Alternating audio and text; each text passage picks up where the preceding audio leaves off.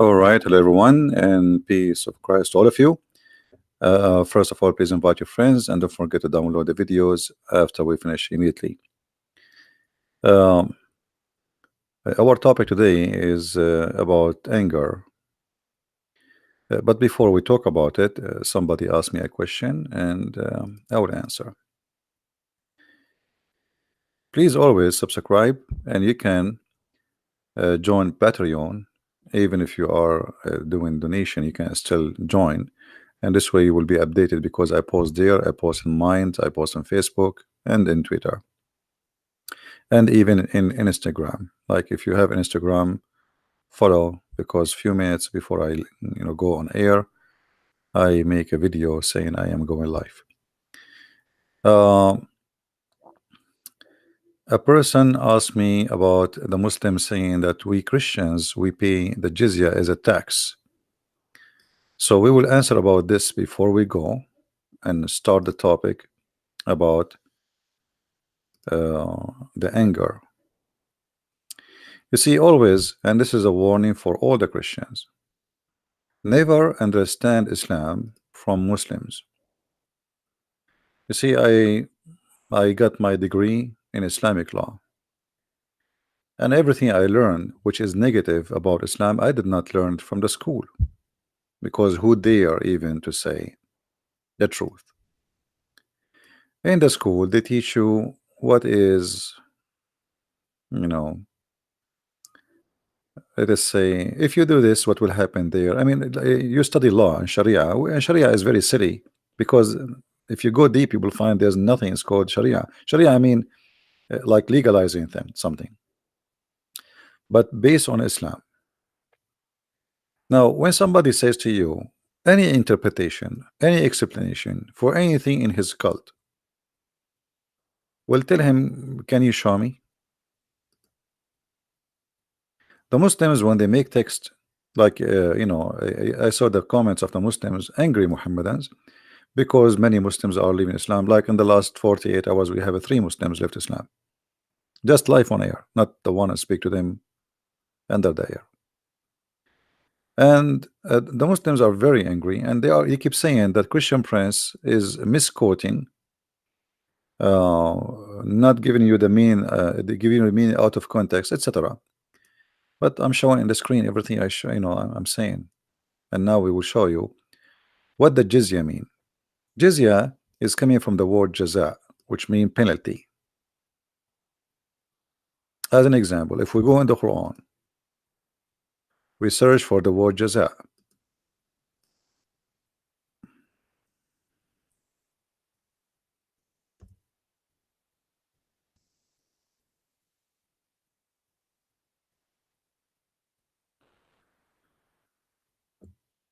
All those verses here speaking about jaza. Look how many. Jaza, jaza, jaza. What is jaza? As an example, chapter 5, verse number 33. And this is the word jaza in the front of us. That those those who do war against Allah, Allah will do a jaza for them, which means Allah will punish them. And what is the punishment? Depend in the case, in some cases you will be killed, some cases you will be they cut your foot, your hand, they depend. All right, so depend. So this is jaza. Jaza is saying penalty. The jizya is the penalty itself, which means it's a noun of it. Okay, like jaza is a name of something they will do. Jizya is known to be money you will pay, and for a reason. Now, what is the reason? This is Ibn Kathir, chapter 9, verse number 29. You can read the chapter, take your time and read by yourself. But if we go here, Ibn Kathir, he explained what is the jizya. And here right away you will see how the Muslims always they lie to us. And that's why I say, don't ever trust them saying anything to you about the cult of Islam. Very rarely, I believe strongly, me myself, that the only one will be truthful if you speak to him about Islam is somebody he belonged to ISIS. Those are brave people. When I say brave, I mean they are not shy. I believe they are coward, but they are brave to say what they believe. I say they are coward because they attack, you know, people unarmed, women, children, kidnap them. Very coward. But they are brave to say what they believe. The rest of the Muslims, especially those who live in the West, they sneak around. They don't really like. There's a Shia guy. His name is Imam Tawhidi. I never saw a liar more than him. I mean, this guy even he did beat Muhammad. Paying jizya is a sign of kufr and disgrace. So this is not a tax. They told you it's a tax. Well, tax, everybody pay tax. Tax is not a sign of disgrace, actually. A tax is a sign that you are a citizen and you have equal right. Christians don't have any rights except not to be killed if they pay. So the jizya simply is pay or die. Here it says, until they pay the jizya, for they do not choose to embrace Islam. So what is the reason for the jizya? Not because you are bad or no. This is for very simple reason. You refuse to accept Muhammad to be a prophet, then you have to pay it, and you have to be humiliated, as you see. It have to come with the price, not only in the money. It have to come with the price of humiliation. And here we see how they lie to us when they explain what is jizya. Ibn Kathir, he speak in a time where the Islamic State is not ashamed of their teaching. This is our teaching. But if Ibn Kathir was an immigrant who is coming to the West, he will, he will cover a lot. And by the way, Ibn Kathir, he cover a lot still, because Ibn Kathir, he lived in Syria where there's a lot of Christians, and all his interpretation was to defend Islam, not really to explain. So here you see Ibn Kathir saying, and feel themselves subdued, disgraced, humiliated, etc. Therefore the Muslims are not allowed to honor the people of the Dhimma.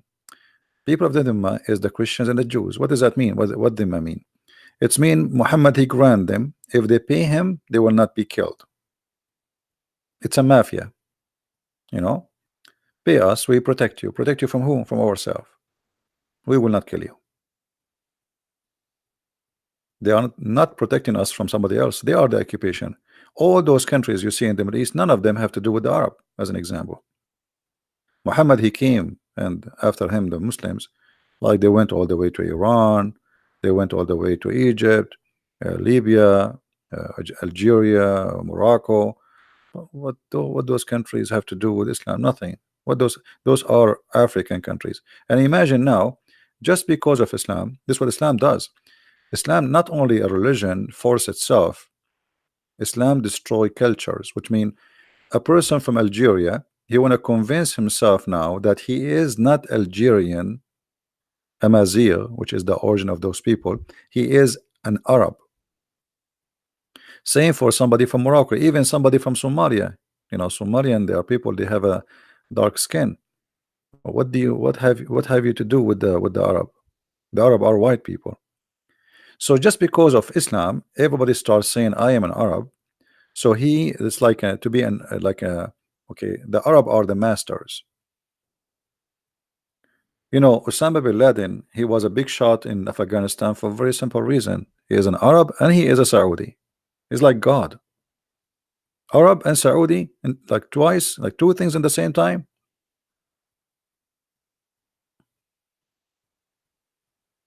Because Muhammad is from there. So the Muslims are not allowed to respect the Christians, and they have an order to humiliate them, as you see. And the Muslims, they have a duty to keep them miserable, disgraced, humiliated. And here you will see the ethic of the Prophet. And this is actually fit with our topic about anger. Don't initiate the salam to the Jews and the Christians, and if you meet any of them in the road, force them to the narrowest alley. In the old days, the dirty water used to run in the side of the road, which means it's a sewage, but it is all day sewage.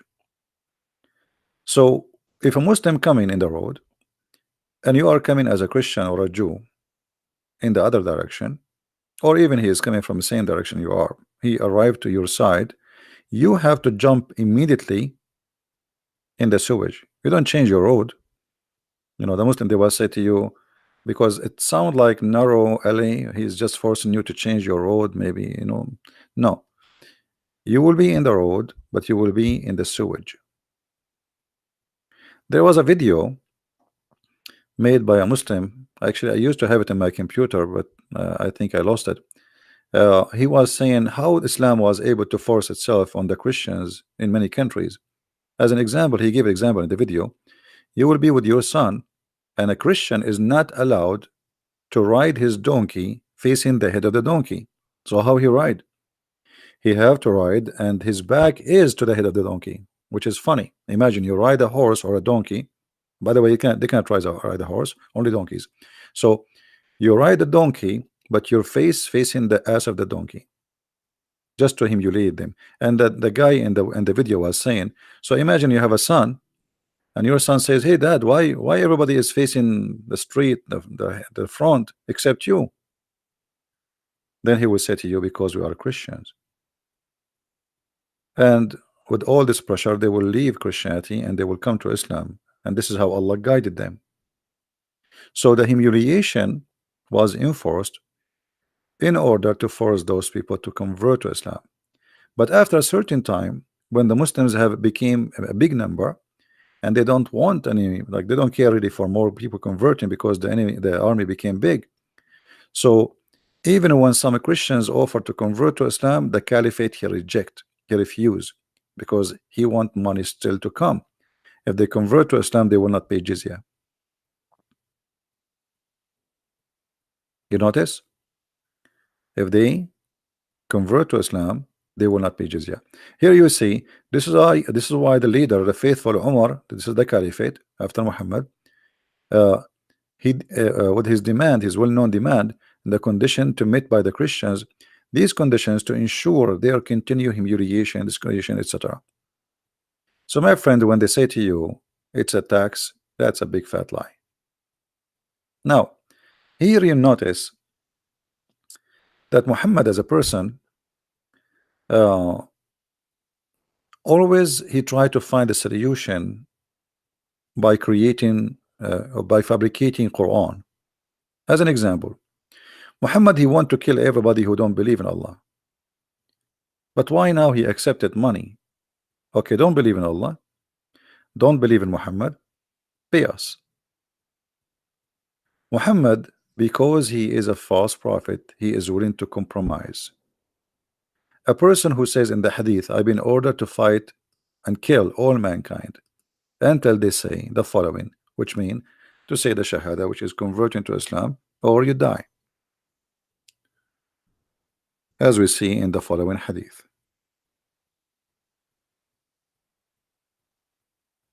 So all those stories reporting the same thing, that Muhammad, he been ordered, claiming that this is an order from God. This is not him, he is just a servant, to fight and kill everybody unless they testify that he is the prophet, and they testify that Allah is the only God to worship.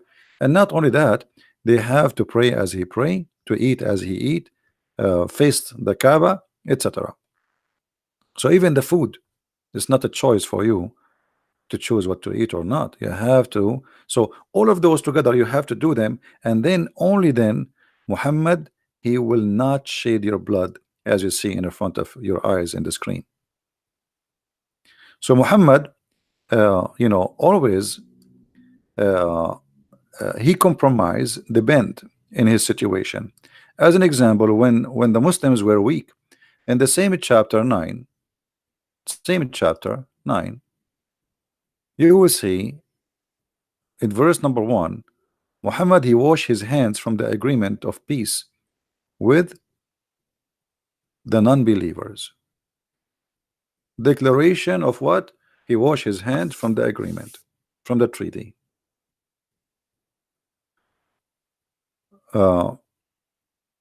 Which mean, I will explain it to you in a simple way.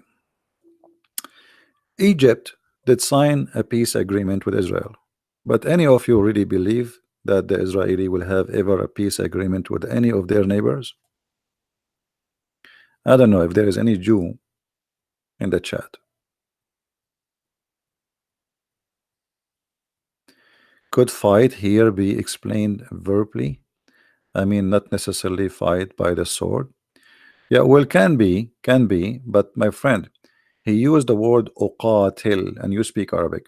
Uqatil is fight to kill, coming from the word qatala, not like in English, fight.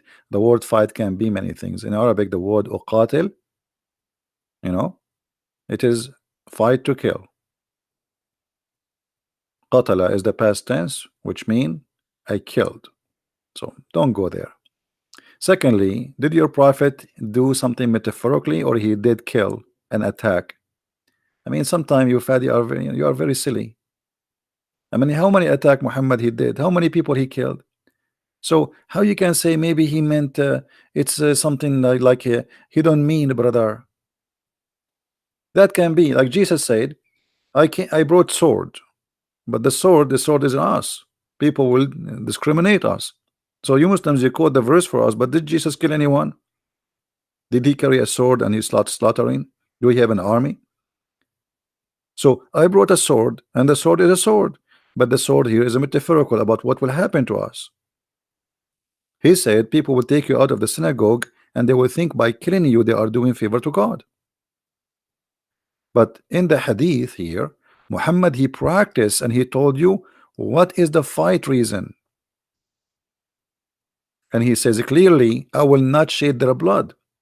And this is how I find sometime the comment of Muslims, it's very, I don't know, naive. I mean, does it say then their blood and the property will be sacred? Does it say? Is that metaphorical? So I understand that a Muslim, a Muhammadan, he tried to defend his and by the way, I feel sorry for the Muslims. You see, the Muslims get so upset from me when I debate any Muslim. I did beat them in any debate, not because I'm a genius, but because Islam is stupid. I mean, it's not my fault. It's not my fault. You are defending the one which nobody can defend. But let me tell you what you do usually. Usually, like what Fadi he did now. You speak to somebody is a Western, he have no idea what Islam is about, or somebody he learned 2 words about Islam, and now he want to debate you. That person you can play the game with him, not with me.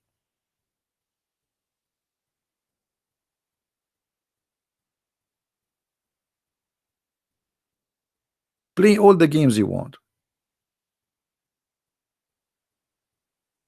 but you cannot do that with me. The jizya, there's there's no number of the jizya. Every caliphate he have his own, because the Quran never mentioned where. So it's up to the caliphate. You know, he decide as he wish. The caliphate or the prince of the area, prince is not like a royal prince.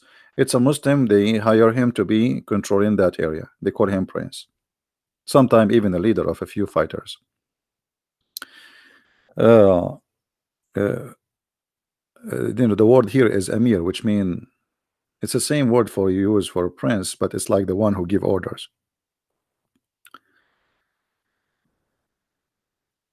Anyway,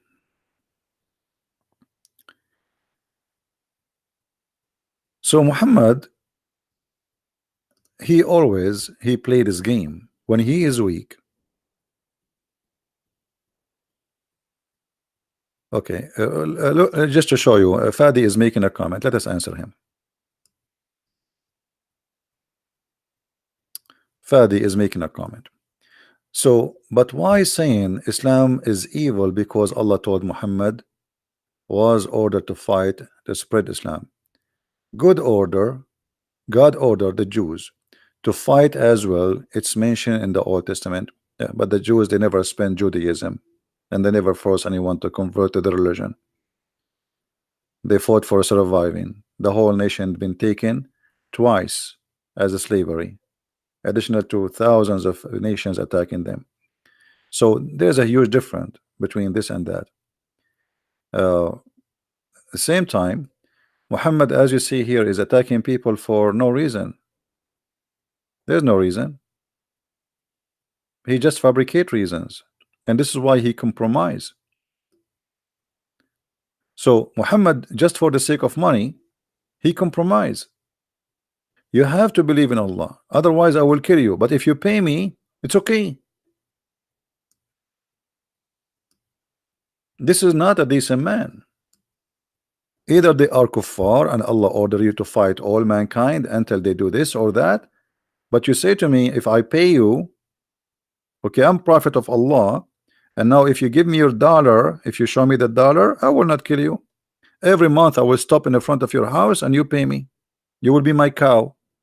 I sit home, do no business, and you feed me and you feed my family. This is what Muslims was doing for centuries. Everybody work, make money for them. The caliphate in the Muslim, they say to you, do you know what we did in Andalusia? They call it Andalusia. They even changed the name of Spain. The money is a theft. The money was coming from countries and lands which they stole, and they start building palaces, and the one who built the palace is not even the Arab. The Arab until now, they don't know even how to build a building. Until now in the Middle East, Saturday and Sunday is the off day for the jewelry stores. Why? Because the one who make jewelry is not Muslims.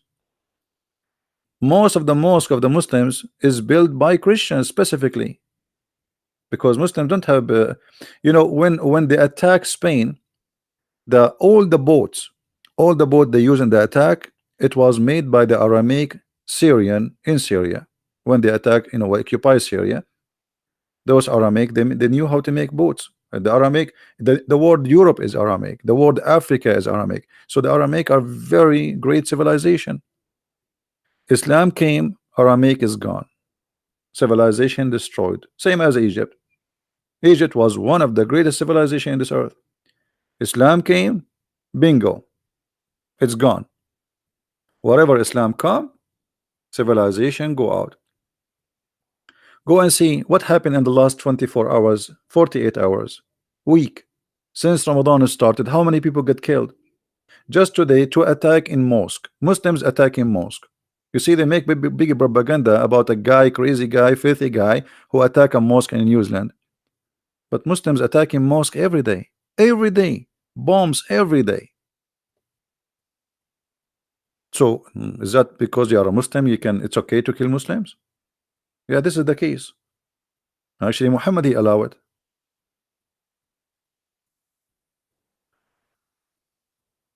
Same time, we have always to remember that Muhammad, he made it clear in the Quran that you should not, as a Muslim, go for peace unless you are not the uppermost. And he used the word alone. What does alone mean? The supreme, the superior. The Muslims believe that they are superior other any human being. They are a human. The rest are, you know, they are just and I will show the reference. This is the Quran, chapter 47, verse number 35. Read carefully with me. And this is the Muslim translation.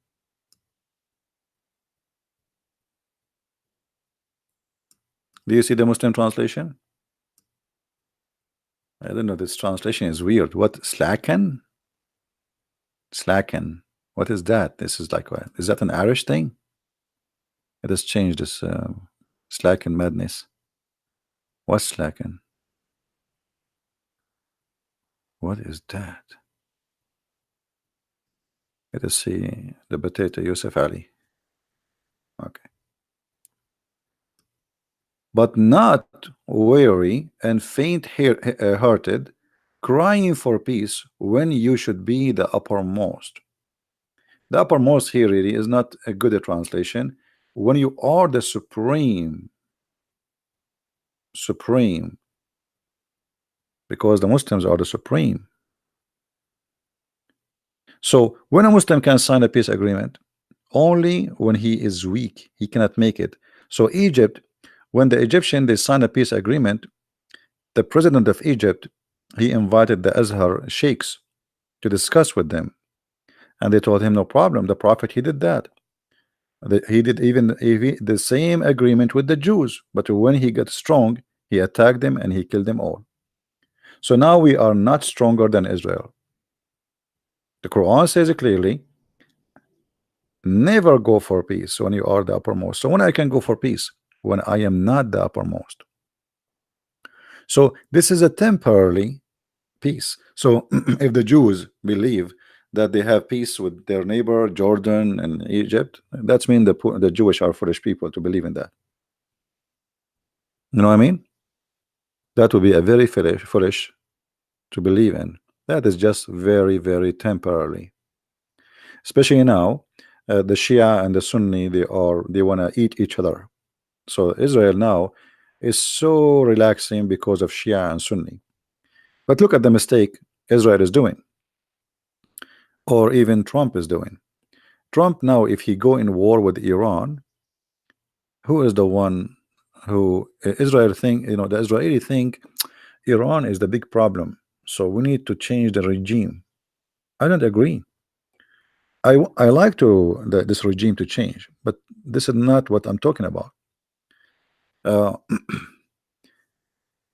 you see, if there is no Iran, Saudi Arabia will not get close to Israel. Emirates, Saudi Arabia, Bahrain, all of them, they are being so friendly these days to Israel. Why? Because they are terrified. If Iran attack them, they will eat them alive. You know what I mean?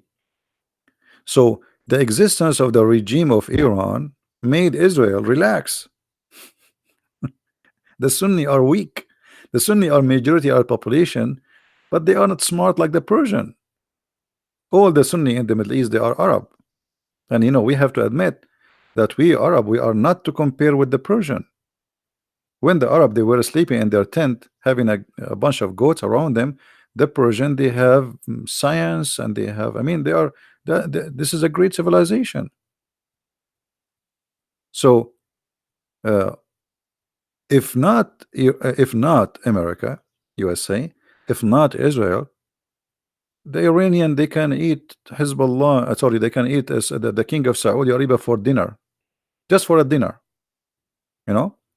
Even when Saddam Hussein he have a fight with the Iranian, the whole world think that Saddam Hussein was fighting Iranian. It was not Saddam Hussein. It was America behind him, giving him satellite information, missiles, weapon, and the Saudi pay, and the Emirati pay, and the Bahraini pay, and Kuwait pay. Everybody pay. Even almost the Arab they went bankrupt because of that war. Still, they could not win the war against Iran.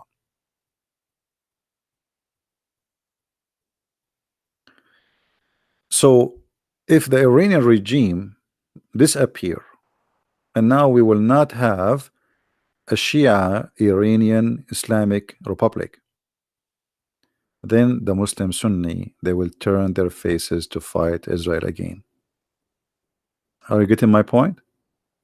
Right now they are terrified because the Shia number is growing in Yemen, in Lebanon, in Syria, in Iraq, and for sure Iran. Almost 80% or maybe 90% is Shia, and they are connected now.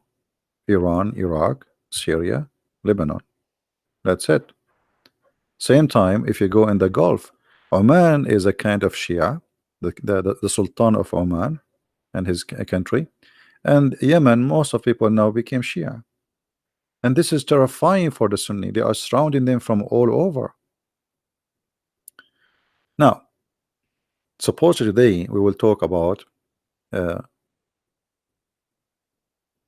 anger. Should we go to the anger or continue in this topic? So I believe the Israeli it's better for them if the Iranian regime stay. If I am Netanyahu, I should pay the regime of Iran to stay, not to leave, because they will never attack Israel. You know those people, they say death to America, death to Israel, death to America, but they don't even dare to fart, neither at America, neither at Israel. You know what I mean? So let them, okay, as long they scream but they do nothing, let them stay. Let them be busy, Saudi, Iran, because those people, they have to find an enemy. Now the Shia is their enemy. If you help them to get rid of the Shia, they will turn their face on you. All right. Now, is the Saudi protected by America? There's nothing is called Saudi if not America and England. There's nothing is called Saudi. Saudi, you see, even the thing, the name is a shame. What Saudi? Saudi is the last name of the family of the king. So how have you ever heard of a country have a name of a family king? Imagine we change the name of USA, make it a Trump, that a Trump, United States of a Trump. So all of those, the royal families, they are not royal. They are Bedouin who live in a tent. And since they discover the Arab, the British intelligent, they start making kingdoms and princes. The king of Jordan, those guys are potatoes. They never have kings. They never been kings. They never even been princes. They made them royal family. All of those are the made of the British intelligent. And then after that, when the British is not an empire as before, and the one who grew and became the most powerful nation is USA, so USA took over. So all of those are exist just because of USA. Who is the one who get Kuwait back from Saddam Hussein? Nobody can get it back. The Saudi cannot. Who can? USA. So yes, they are the one who protect the Saudi. All right. Before and now and in the future, they will protect them as long the Saudi, they pay nothing for free. Nobody is doing like a charity. This is not a charity business. Even Trump, he says to them, give us your check, hello, pay us, we are protecting you. It's not even like before. They used to, like, they don't say it publicly, but Trump is, you know him, pay us, we protect you. Business is business. Anyway, no, this is not a blood money. This is not a blood money. This is oil money. And if somebody protecting somebody, well, it costs them money too. They send their army, etc. This is not for free. Not for free. You see, there's many countries in the world, they are getting protection of USA for free because American, they were stupid for long. As an example, Japan. Japan, they have many threats around them. They have problems with Russia. They have big problems with the Chinese. They have many problems. And just by having the American, they are secure and they don't even need to have an army. So Japan never pay a penny. So what happened?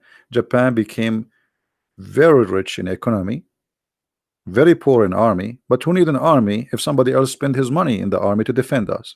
Perfect. Because the American, they were fooled. They defend Japan for free. All right. Same as Europe.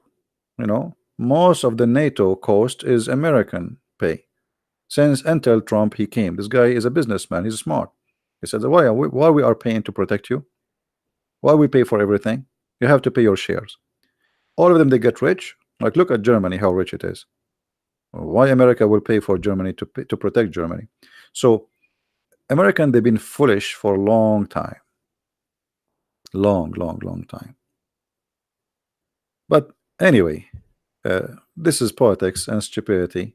And for me, I never like Western leaders. Always I view them as a guy who just joined the cirque. Like the enemy, the animals who dance in the cirque, etc. I don't see between Western leaders any leaders really. I see a bunch of idiots. And the only one maybe until now he's different is Trump. But even Trump, sometimes he is an idiot, you know. But let us say he is the best idiot between the idiots, if we can say so. So he is better than them. Uh, at least he knew how to make money. Now we go back to our topic. I have a question about Islam. When women get miscarriage, the child will pull her up heaven? No, no, no. This is not for the women. Okay, it's okay. You see, we don't have to go by the topic. We can go. We can talk about the topic later. This is a question. This gentleman saying, uh, like if a woman she lose her child, she go to heaven. Oh, Susanna, sorry, Susanna, not a guy. It's a lady, Susanna, right? I apologize. The one who according to Islam, as an example, if somebody, Muhammad always he say crazy stuff.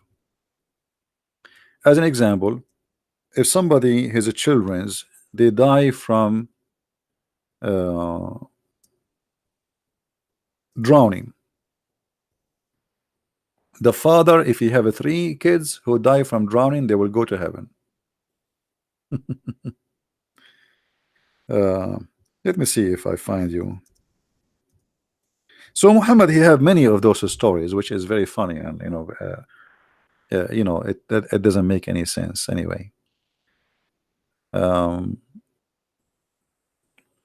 and even Muhammad, he says if somebody uh, he died drowning, even the man who died drowning, he is a shaheed, is a martyr, he will go to heaven, which is very funny.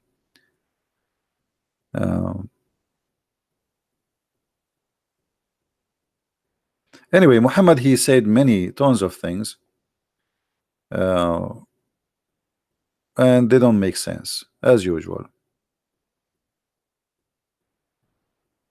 I'm trying to find the hadith.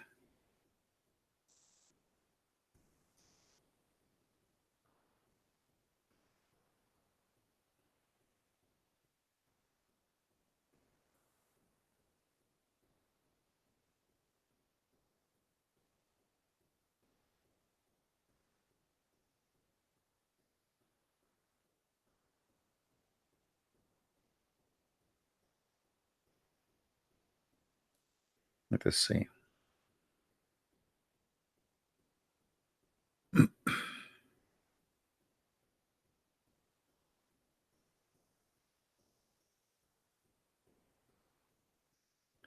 I'm just trying to remember the hadith details so I can search for it. Yeah, here we go. I found this one. But let us see if we can find it in English.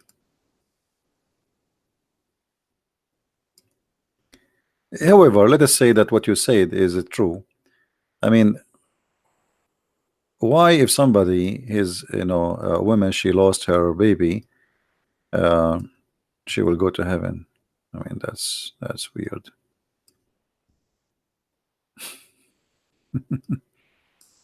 What does that mean? Isn't it all is happening by the will of Allah, which means Allah is the made those babies die? Stupidity, Muhammad, he says stupid things. This guy, he's like a madman who keeps saying things that don't make sense. Read carefully. He said, the messenger of Allah said, there are no 2 Muslims, 3 of whose children die before reaching puberty, but Allah will forgive them and give mercy toward them.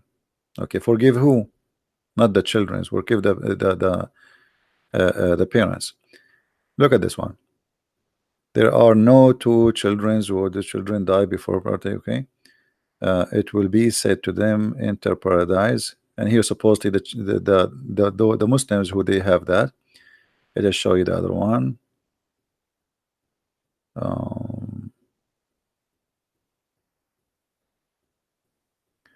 Salim, why what the Prophet says plus him, etc. There is no Muslim couple who have three of their children die without Allah admitting them to the garden of Sheen paradise.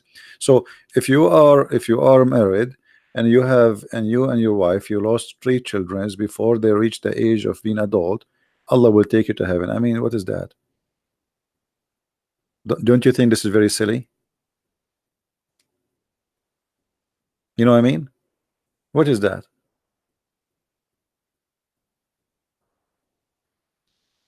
Why they will go to heaven? I don't know. I don't know. You know, if there is any Muslim can tell us why. There is people they lose their whole family in war and etc. Suddenly Allah is a merciful. Allah will put the sin of the Muslims like mountains on the top of the Christians. Allah caused thousands and thousands of people to die and millions. Yeah. Anyway, so let us go back to our topic about anger management. Shall we? We answer your questions. Don't forget, please, to download the video right after we finish.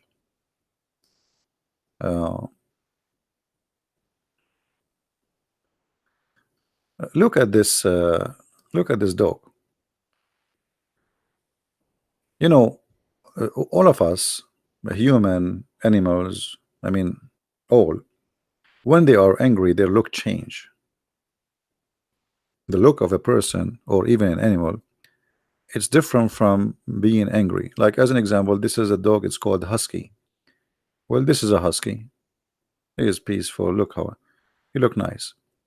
So the previous dog looked really scary, but the same dog can look really nice. So what the difference? Anger. Anger can even change your look. All right. Either give you like a happy, nice look, etc., or give you a look which is scary. The same creature, and that goes for a human being. Now, as long we are talking about dogs, I want to share this hadith with you before we go.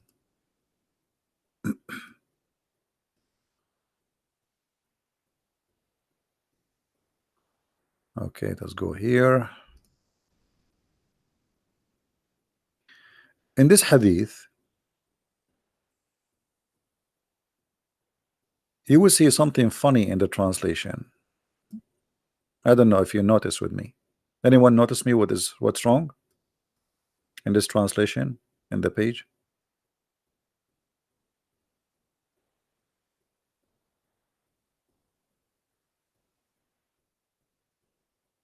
Who noticed what's wrong with this translation?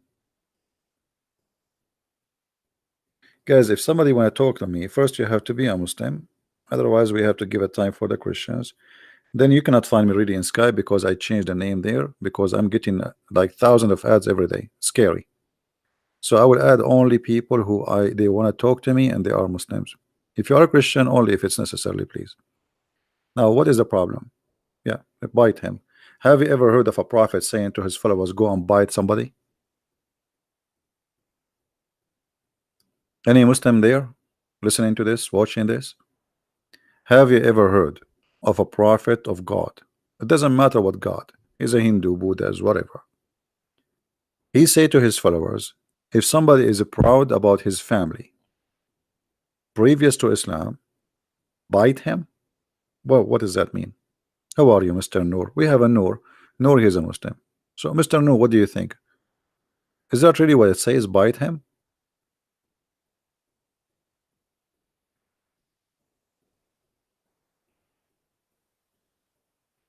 Any Muslim can tell us what's happening here? Is it really your prophet saying if somebody is proud about his family previous to Islam, go bite him?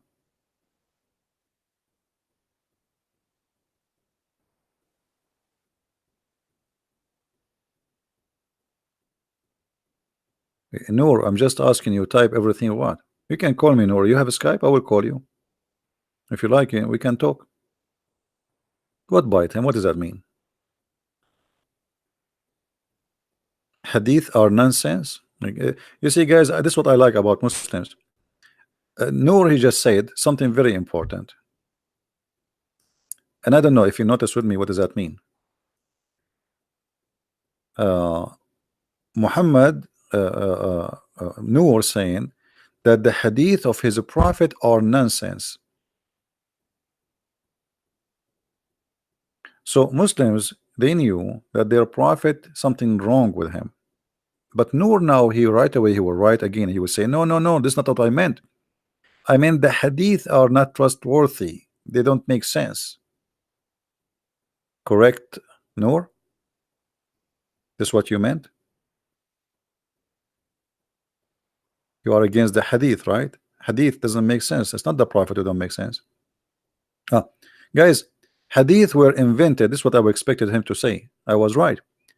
Hadith were invented hundreds of years after Muhammad was gone. Okay. Well, the Quran is the same. What is the Quran of Muhammad? The Quran of Muhammad never exists. Nobody have it. The Quran Muslim they recite today, it's called the recitation of Hafs. But Hafs came more than 200 years after Muhammad. And not only that, according to Muslims, he was a fraud and he was a thief.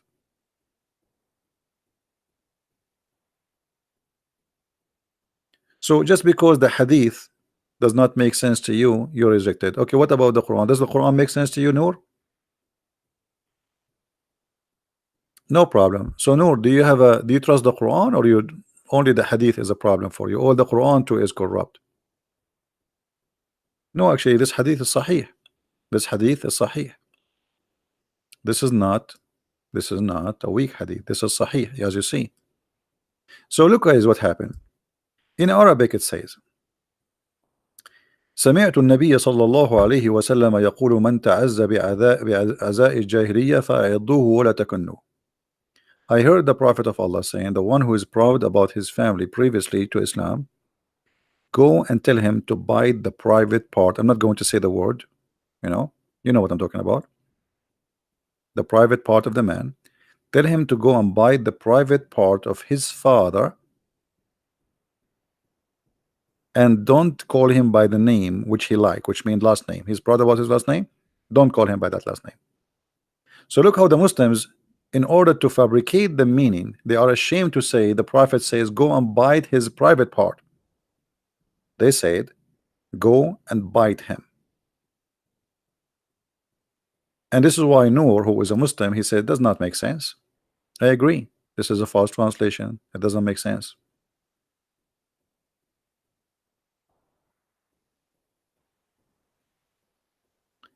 But here you notice with me how savage Muhammad is. I mean, what kind of a prophet saying if somebody, okay, somebody is proud about his heritage, what's the problem? Why Allah will be upset? Because Muhammad himself, he don't have good heritage. He have nothing to be proud about. You see, the Muslim, they say to you Muhammad was from a great family, blah blah blah blah. This all is garbage.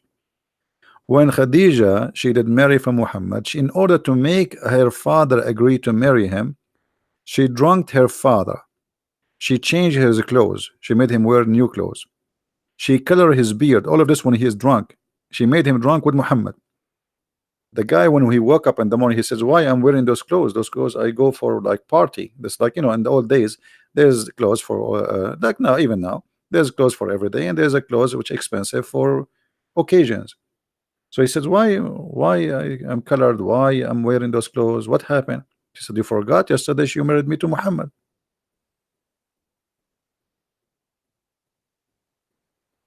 And when he heard that she got married to Muhammad, he took his sword and he wanna go and attack the family of Muhammad. They want to take his cousin and his family and his tribe to attack Muhammad. There is no way I will marry my daughter to Muhammad. Why? Because Muhammad is not from the same level. And here you notice how bad the situation is. But anyway, here you see that Muhammad, he have a very bad he have a bad anger management. Muhammad is angry. He's angry from his life. He's angry from who is he. He's angry. He is not confident, to the point, if somebody is proud about his family, go and bite him, or let us say bite the private part of his father. But Muhammad he claimed that he and his family are the best. So why,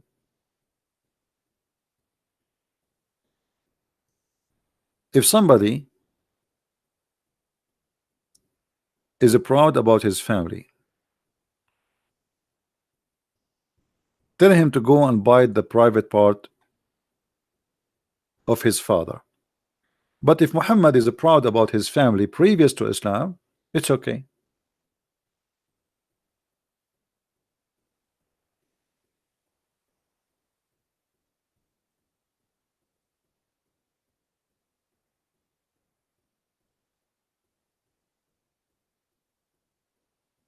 Any Muslim want to say anything? Isn't it this is hypocrisy? Why Muhammad he says Allah chose from etc., from the tribe of etc., from the tribe of etc., and from the tribe of etc., the family of etc., and I am the best of the family. But this is his heritage.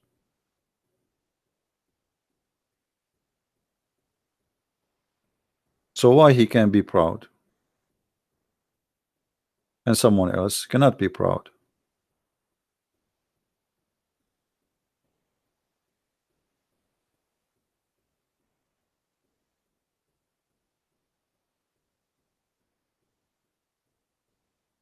Any Muslim?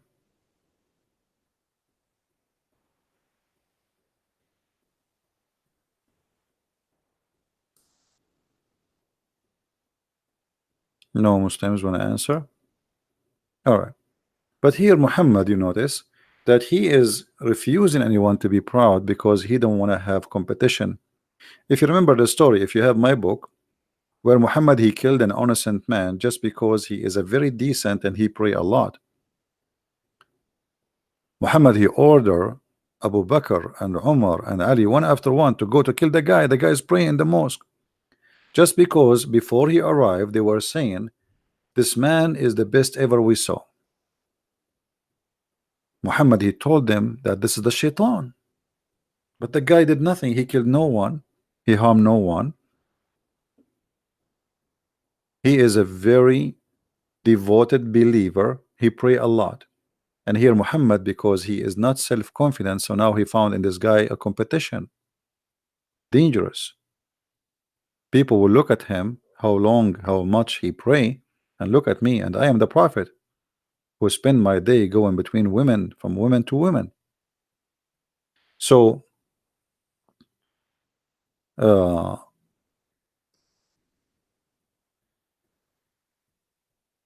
Muhammad, he cannot accept anyone to be better than him, and that bring his anger. Same time Muhammad always proved to us that he is a person who have no control of his behavior. And here we're not talking about his sexuality, we spoke about this many times before, but even about his anger, which come with violence. Maybe many of you do not know that Muhammad he used to beat Muslims. He used to beat them up. You know, you are the leader and nobody can beat you up back, and you're prophet and nobody dare to say to you, because you have an army, he's a king now. Muhammad he used to beat people unjustly. Is that correct, Muslims? Is that correct, Muslims, or I'm lying? Is that true that Muhammad he used to beat people up just because of his anger? Not only he beat them, he used to curse them and use a bad language with them.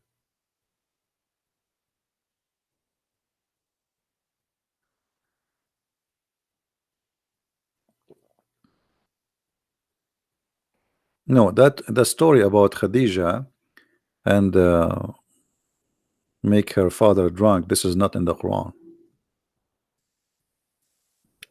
Any Muslim? Let us go to the hadith. Read this hadith with me. And actually all of those stories are sahih, which means they are very, very correct. Muhammad, he used to hurt, he used to whip, he used to beat people for no reason. And look Look at the madness of this man. He claimed that he made a condition, he made an agreement with Allah. He put conditions in Allah. Okay, what is the condition? Anyone he beat him, he cursed him, he said the F word to him, Allah will make that a blessing to the one who the Prophet beat him. So if you like to get a blessing from Allah, let the Prophet beat you. The Prophet get angry. The Prophet he said the F word to you. The Prophet he's he whip you with the and then you get a blessing. Read. I'm not making things up.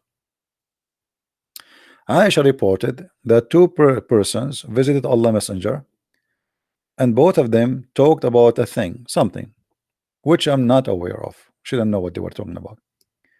But that annoyed him, and he invoked the curse upon both of them. And he heard, etc. Blah blah blah blah. And then she said to him, "Why? What happened?"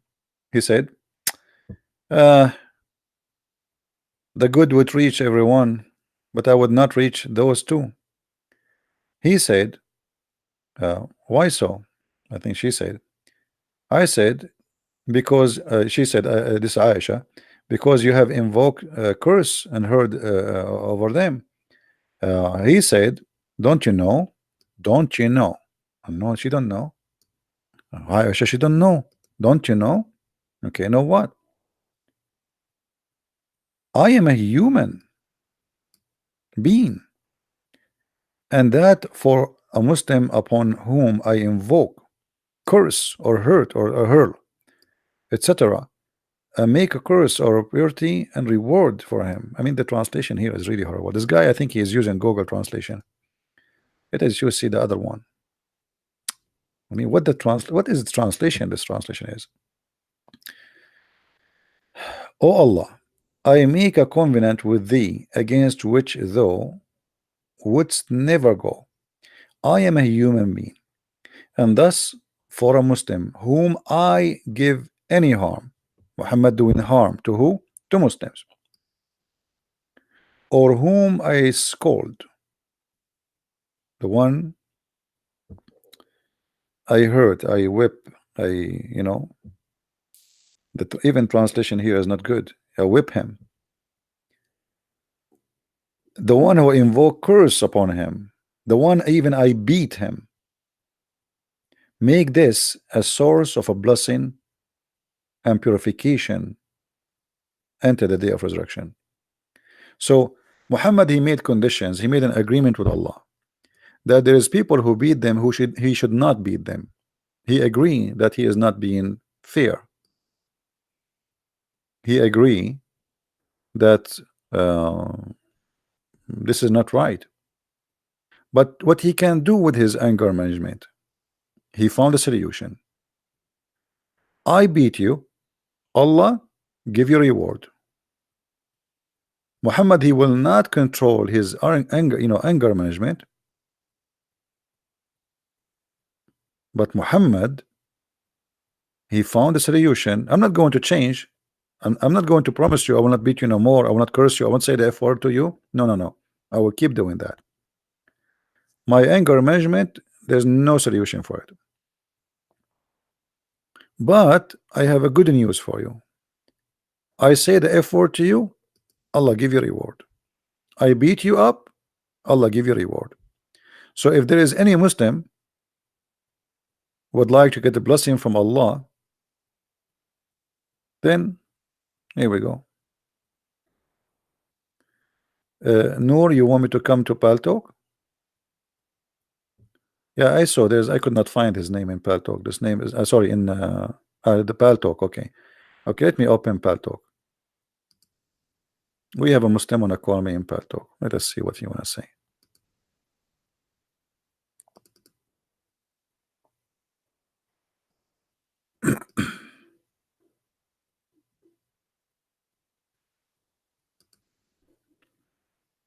Mr. Noor.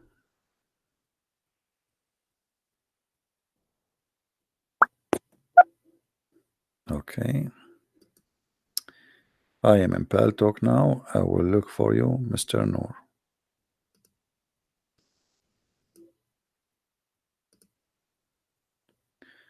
Okay, Mr. Noor, here we go.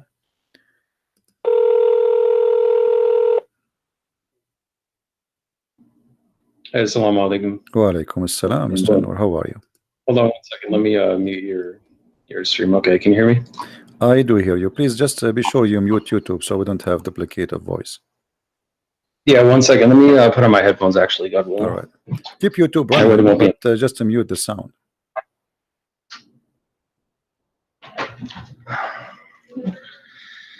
I think it's actually coming from my speakers, not your YouTube, because I already muted it. So yeah, all right. So what do you want to say to us, Mr. Noor?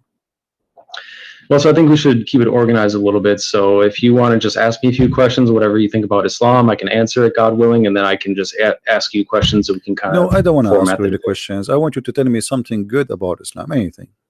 Feel free. How you can convince? Here we go. We have like 800 Christians maybe listening, and God knows how many later, thousands will listen to this, and you are live on YouTube. How you can prove to those Christians that Islam is from God? Yeah, that's fine. So the core teaching of Islam is to reverence God alone, submit to God, and to do good and be righteous, as it says over and over in the Quran, and it forbids evil. And clearly says that those who believe and do good works will go to paradise, God willing, and hell is the abode of the criminals. The main teaching. That's what everything falls under in Islam. So is good work including you beat them up and that will give them deeds to go to paradise? Beat who up? Yeah, like here the hadith in front of us, here it says that the Prophet saying that the one who he beat him up, he made a condition with Allah that he will give him reward. So the Prophet, he beat you, or even he cursed you, or even he said a bad word to your mother or your father, like, you know, dirty language, and that will give you blessing from Allah, and obviously that will take you to heaven.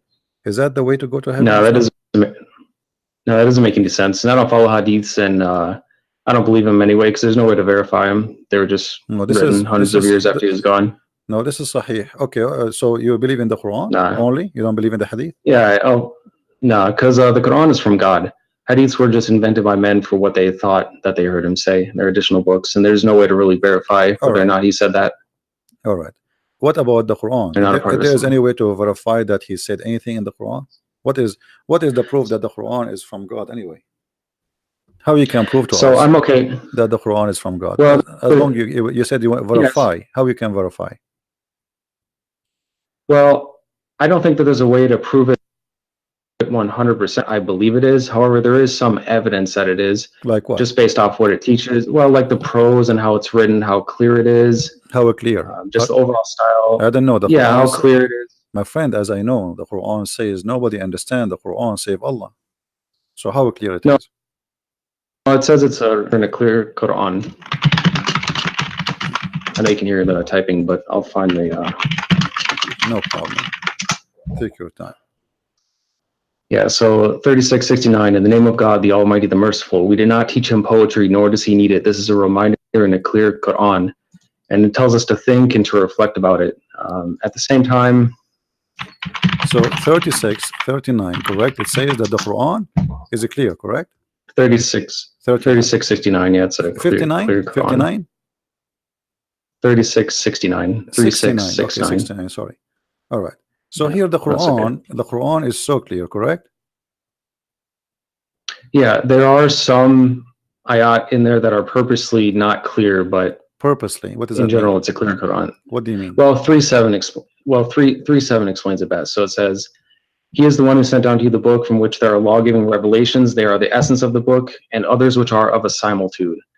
As for those who have disease in their hearts, they will follow that which is of a similitude, seeking to confuse and seeking to derive their interpretation, but none know its interpretation except God, and those who are well-founded in knowledge. They say, we believe in it, all is from our Lord, and none will remember except those who possess intelligence. So however you interpret of a similitude.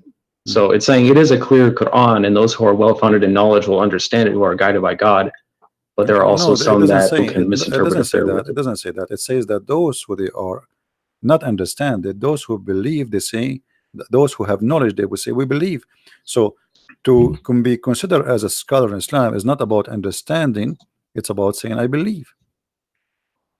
Which means that doesn't make sense. No, knowledge is so important. 3:7 says, and those who are well-founded in knowledge. So it's true that we believe in it. I have belief as well. There is some faith, like believing in God, because we can't see them, but we still have knowledge. Let us prove what you just said. In the same chapter, I'm not going to ask you from different chapter, chapter 36. And you are the one who said to me, this chapter here, saying to us, or this verse 69, saying that Allah, He made the Quran very clear, correct? Right. All right. So how the Quran says in the same chapter that وَالشَّمْسُ تَجْرِي لِمُسْتَقَرٍ لَهَا, and the sun runs into its own course. What is Which that? one is that? The same chapter. I mean, I've read the Quran over 5 times, but I don't have it memorized yet. So yeah, no problem. Chapter 36, the same chapter you gave me.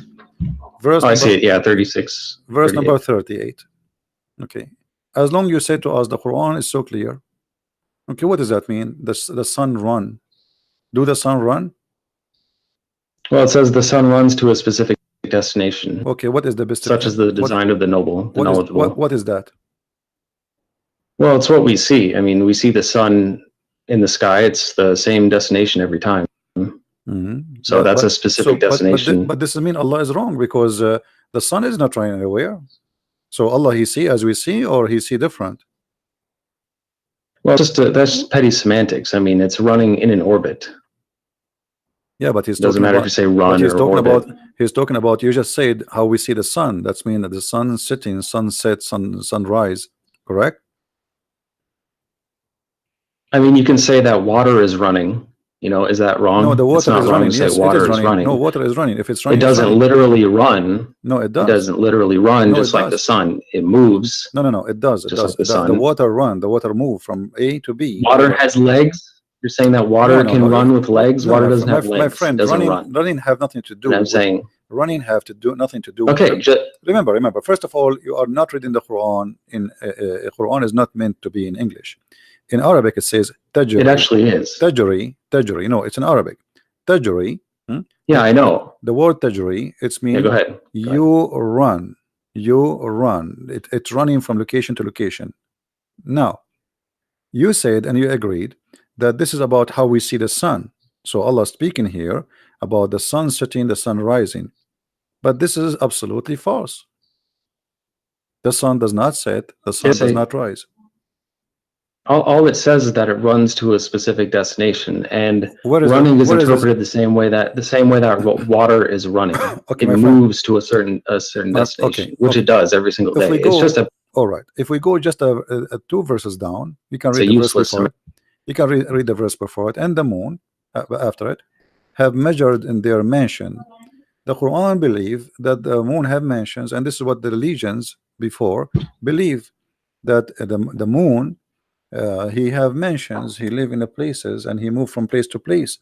And people, even the Sabian, they used to go, and when the moon disappear, they go to the second town to welcome him in the other town, because this is a new moon. Now here you notice that the moon have houses, and he says to you, and he run in the old way, as it was in the old way. But this is not true. I mean, this is false. Now if you go in verse number 40, it says, it's not permitted for the sun to catch up the moon, nor can the night outstrip the day. Each just swim along in its own orbit. Is that correct? Yeah, swimming in an orbit. But let's take one thing at a time. It's also important to quote the Quran correctly and not just interpret it, like not just use your own words every time. So 36:39 says, and the moon we have measured it to appear in stages until it returns like an old palm sheath. Which it does. It's like the different stages of the moon, which is. But here it says it live in mansions. Is that true? There's mansions for the moon? No, I'd say that in the Quran. It says. It says it appears. It says it's in front of us. Everybody can read. I'm reading your Muslim translation, not my translation. Yeah, which one are you talking about? 36:39. Yes. Yeah, it says, and the moon we have meant to appear in stages.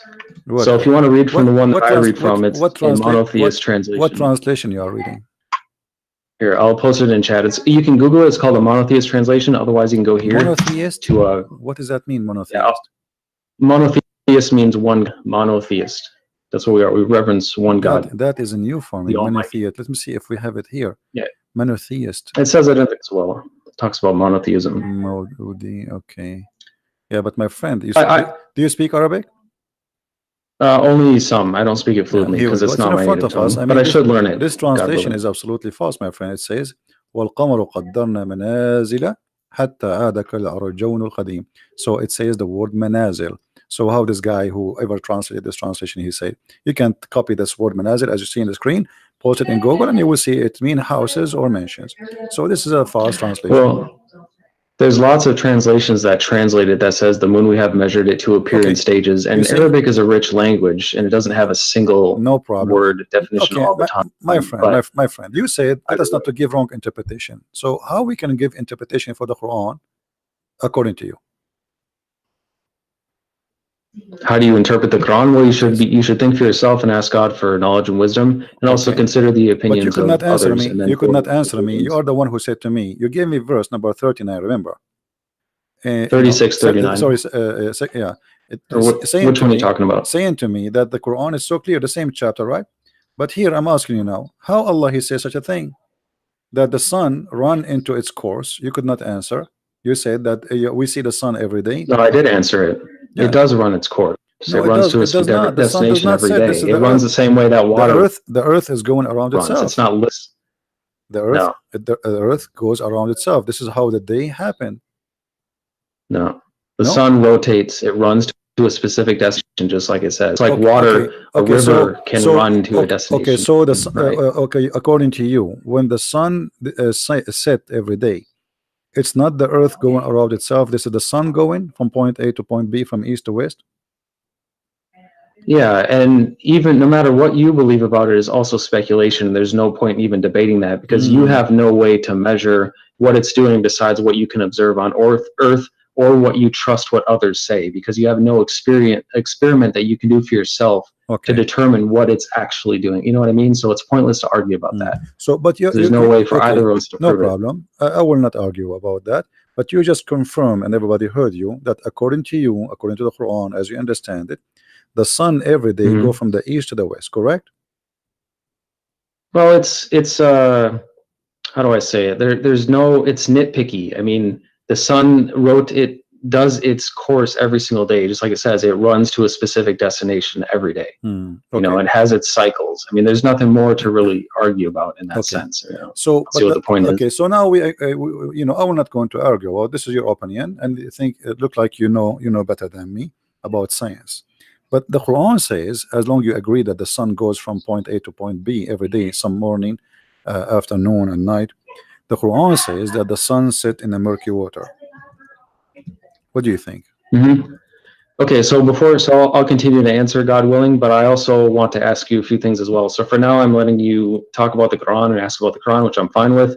But I also want to discuss Christianity and a few things that you might believe as well. No problem, but you know, our topic is Islam, but I don't know why you want to change. Well, it's Islam and Christianity because you're a Christian. It's not just Islam. No problem. Let us finish this. So now the sun's run every day from A to B, according to you. And then the sun set in the murky water, chapter 18, verse number 86. Yep, I know what you're talking about. Let me read it again. Yeah, until he reached the setting of the sun, he found it setting at a hot spring, and he found people near it. We said, "Oh, two-horned one, either you shall punish or you shall do them good." I don't know what this means. I don't know what God means by it. But remember, just because the Quran is clear, you told me understand everything. You told me that the Quran is clear. It is clear. Okay. But that doesn't mean that anyone will have some things that God teach that we haven't learned yet. And nobody on this earth might know yet. So what do you mean? What do you know? A second ago, you told me that the sun goes every day from point A to point B, which everybody knows. Well, just like you and the. Go ahead. What were you saying? Everybody knows that what you said to me a minute ago. The sun does not go anywhere. The sun does not set, and you said no. This is what happened, and everybody in the chat don't agree with you. This is scientifically already proven to be false. So the Quran, according to you, the Quran is a false book teaching such a false information. And now we are showing you Allah saying the sun set in the murky water. And instead of saying to me, I agree with Allah, yes, the sun swim every day and sit in the murky water, and maybe this is what it's meant, that the sun run in its course, as you said. This is the course of the sun. Every day go from the east to the west, and then jump in the muddy, dirty, hot water. Well, so the first we're talking about running to a specific destination. There's no problem with that, even if some people disagree. It runs to a specific destination, as I've explained like 4 times. There's nothing wrong with that. It means exactly what it says. That's clear. As far as 1886, it can be interpreted, well, how it says. So it says, until he reached the setting of the sun, he found it setting at a hot spring, which means he could be at a hot spring and he found it setting. It's, you know, even if things are perfectly clear, some people might interpret things different ways. Okay, just like the Bible, you don't understand everything that the Bible might say. My friend, interpretations. Okay, hold on. Here, if we go here, it says, first, who is the one who's talking in this verse? Who is it talking about? Who is talking? No, who is talking? Who is the one saying until he reached, when he reached? Who's talking? Well, it's the word of God, so it's God talking. Okay, so Allah is talking. Yeah, Allah is talking. Yeah. Allah, he says, until when he, so he's talking about what? Talking about someone else. Until someone else. Okay, until is what? Is about timing, correct? Timing and location. Until when he reached the setting of the sun. How he can reach that? Where is that? Yeah, I don't know. He did actually get to where it sets. You know, this idea that it just is a million miles away is nonsense, and I don't believe that. And neither of us can prove it either. You can believe what people tell you if you want to believe it without proof. No. You see, I'm talking to you, my friend. I'm talking to you. I don't care about what people will tell me. I'm trying to find out from you what you believe in this. You said the Quran is. Well, it can be figurative as well. Okay. Reaching the setting of the sun, meaning timing. No. Like it says, my friend. Yeah, until you reach that time. No, my friend. Listen carefully. Let me explain to you. Here it says, he is reporting, Allah is reporting a story about a man, his name is Zulqarnain. And this guy, he keep walking, he follow a road. And this has took him years. And then when he reached the setting place of the sun, he found it set in a spring of murky water. So now Allah is reporting for us supposedly what is a fact. He is telling us things we do not know. What happened to a guy who passed in time before us, correct?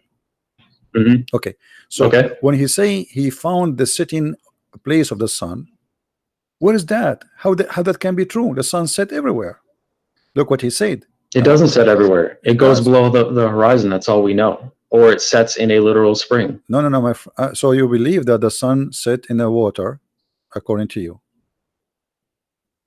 I don't believe it, but I think that it could be possible. According to this, I mean, that's how you could interpret it. That's possible. So, according to Mr. Noor, that it's possible that the sun set in the murky water and goes from the in a hot to the spring, west, in a hot water. Murky. Okay, actually, yes, it's hot. You agree with you because the water. Well, it does say dark.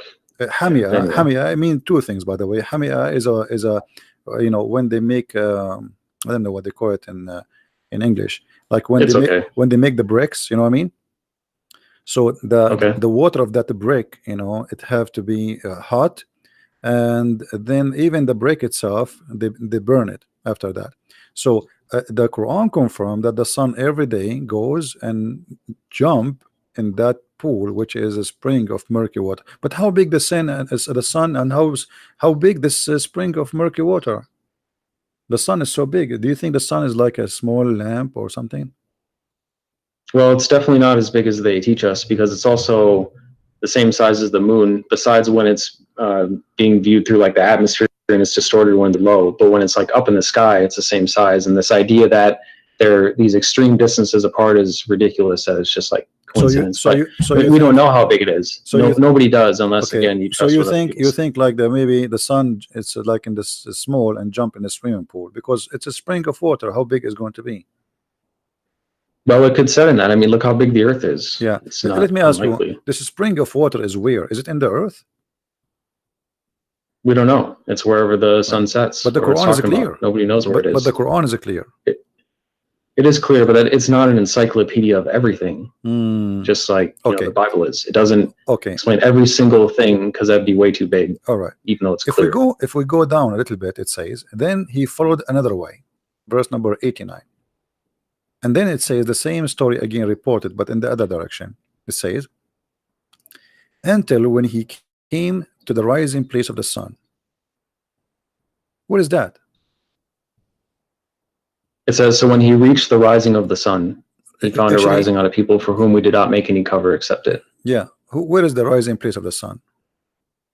Wherever it was, wherever he reached it. It doesn't say. But that's mean It's not an encyclopedia. It's not going to say everything. But that's mean there is a place where the sun rises according to Allah, correct?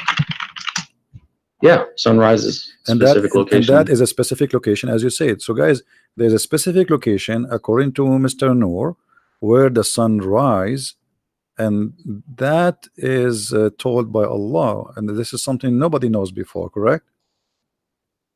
Is that something people Say that know? again? Is that something people know yeah, I mean, before, or something this is new discovery? This is new science. People might have known it. I mean, we don't know how old the Earth actually is or how many civilizations came before us. They may have known that. They may have found it. May have been able to study it better than us. Okay. Now, if we continue the story, he found people there, and then Zulqarnain he moved, and then he found a group, and those group they have a problem. There's people or nations, two nations. They are called Gog and Magog. You know the story of Gog and Magog. Okay, so he, they told him to build a dam between them and the people of Gog and Magog. Right. Okay, where are those people? How come we did not find them until now? I mean, it's irrelevant. We don't. Who cared where? It doesn't say. We don't know where that land is. Just like we don't know where Noah's Ark is or anything else. I mean, it'd be nice to know. Yeah, but the Quran is so clear. But we do not know. It is clear. Okay, it just doesn't explain everything. It's so clear. It doesn't have every single piece of knowledge in it, because that would be way too much. So let me ask you about a verse in the Bible then, since you've talked for a long time about the Quran. I've answered lots of questions. Do you agree with Leviticus 20:27 that says that a man or a woman who acts as a medium or fortune teller shall be put to death by stoning, that they have no one but themselves to blame? Do you agree with that? This is the law of Moses. What's wrong with it? You agree with killing fortune tellers by stoning? Well, this is the law of Moses. What's wrong with it? Because that's disgusting. Okay, so what about... Okay, but the Quran say the same. The Quran say the same. It doesn't. It doesn't mention stoning anywhere. Okay, hold on. What verse is that? See, this is why I don't want you to jump, so we can show you related issues. In the Quran it says that anyone who wage war against Allah, he should be crucified, cut his hands, cut his feet, and even Muhammad in the hadith says he put nails in the eyes. Now it doesn't say that in the Quran. Which ayat? It says that, my friend, people fight you if they're trying to kill you. Who is the one? No, this is not about fighting. You see, you told me the Quran is clear. That's not true. Anyone who do wage war against Allah, who is the one who wage war against Allah according to Quran? Which ayat is that? Chapter 5, verse number 33. Okay. Yeah, the recompense of those who fight God and his messenger and seek to make corruption in the land, that they will be killed or crucified, or that their hands and feet be cut off from alternate sides, that they be banished from the land. That is disgrace for them in this world, and in the hereafter they will have a great retribution. That is because they're trying to fight God and his messenger. That's people who are attacking you. So now that's not just killing. Now I am attacking the prophet. You understand? I am now attacking. Yeah, if you try to kill us. No. If you try to attack they are not trying to attack the prophet physically. That's what it says. Okay, hold on. It says those who fight. No. Read carefully. The verse after it says, except who repent before they fall into your power. In that case, know that Allah of forgiving, merciful. So if those people they killed, okay, the one who killed should be killed. What repent? You kill people. No, you kill people. If you start a war with God and his messenger, then so war what? What kind of war? What kind of war? What kind of war? If I speak now against the prophet, I am waging war against Allah. Is that correct? And we're not talking about words. No, we are talking about words. We are talking about words. Fight God. We are talking about words, not necessarily real war. His messenger. Okay. No, okay. Yeah. Okay. We're confusing war between words. I thought you said words. You are saying to me that we don't want to give wrong interpretation for Quran. What interpretation you read, so we can go together and see what this is meant. Exactly what it says. The recompense of those So you who don't fight want God and His to. messenger. Okay, Don't fight us. So you are It's saying that no, no, simple. no, no. It doesn't say it doesn't fight us, my friend. It doesn't say that. Yes, it does. It says the recompense of those who fight God and His messenger for the third time. Where? Did No, you hear that? Yuharibuna here. It's about, yes, fighting. Fighting is about fighting by what? The prophet said, "I've been ordered to fight and command to kill all mankind, to kill all mankind until they convert." So That's it is not, him. no, that's not what it Okay, says. here we go. If we go, okay, hold In on. Okay, 219 hold on. Can you take a Christian or a Jew as a friend, or he is always an enemy for you? We can treat them peacefully. That's No, what the this is Quran not the teaches, and question. we This should. is not but the they can't be our allies. This is not the question. They can't be our allies. They cannot be your ally. Why? Right. Why? Because we're not allowed to be allies with them. Why? Are you allowed to ally? Would you ally with Muslims? Why not? Would you ally with Satanists?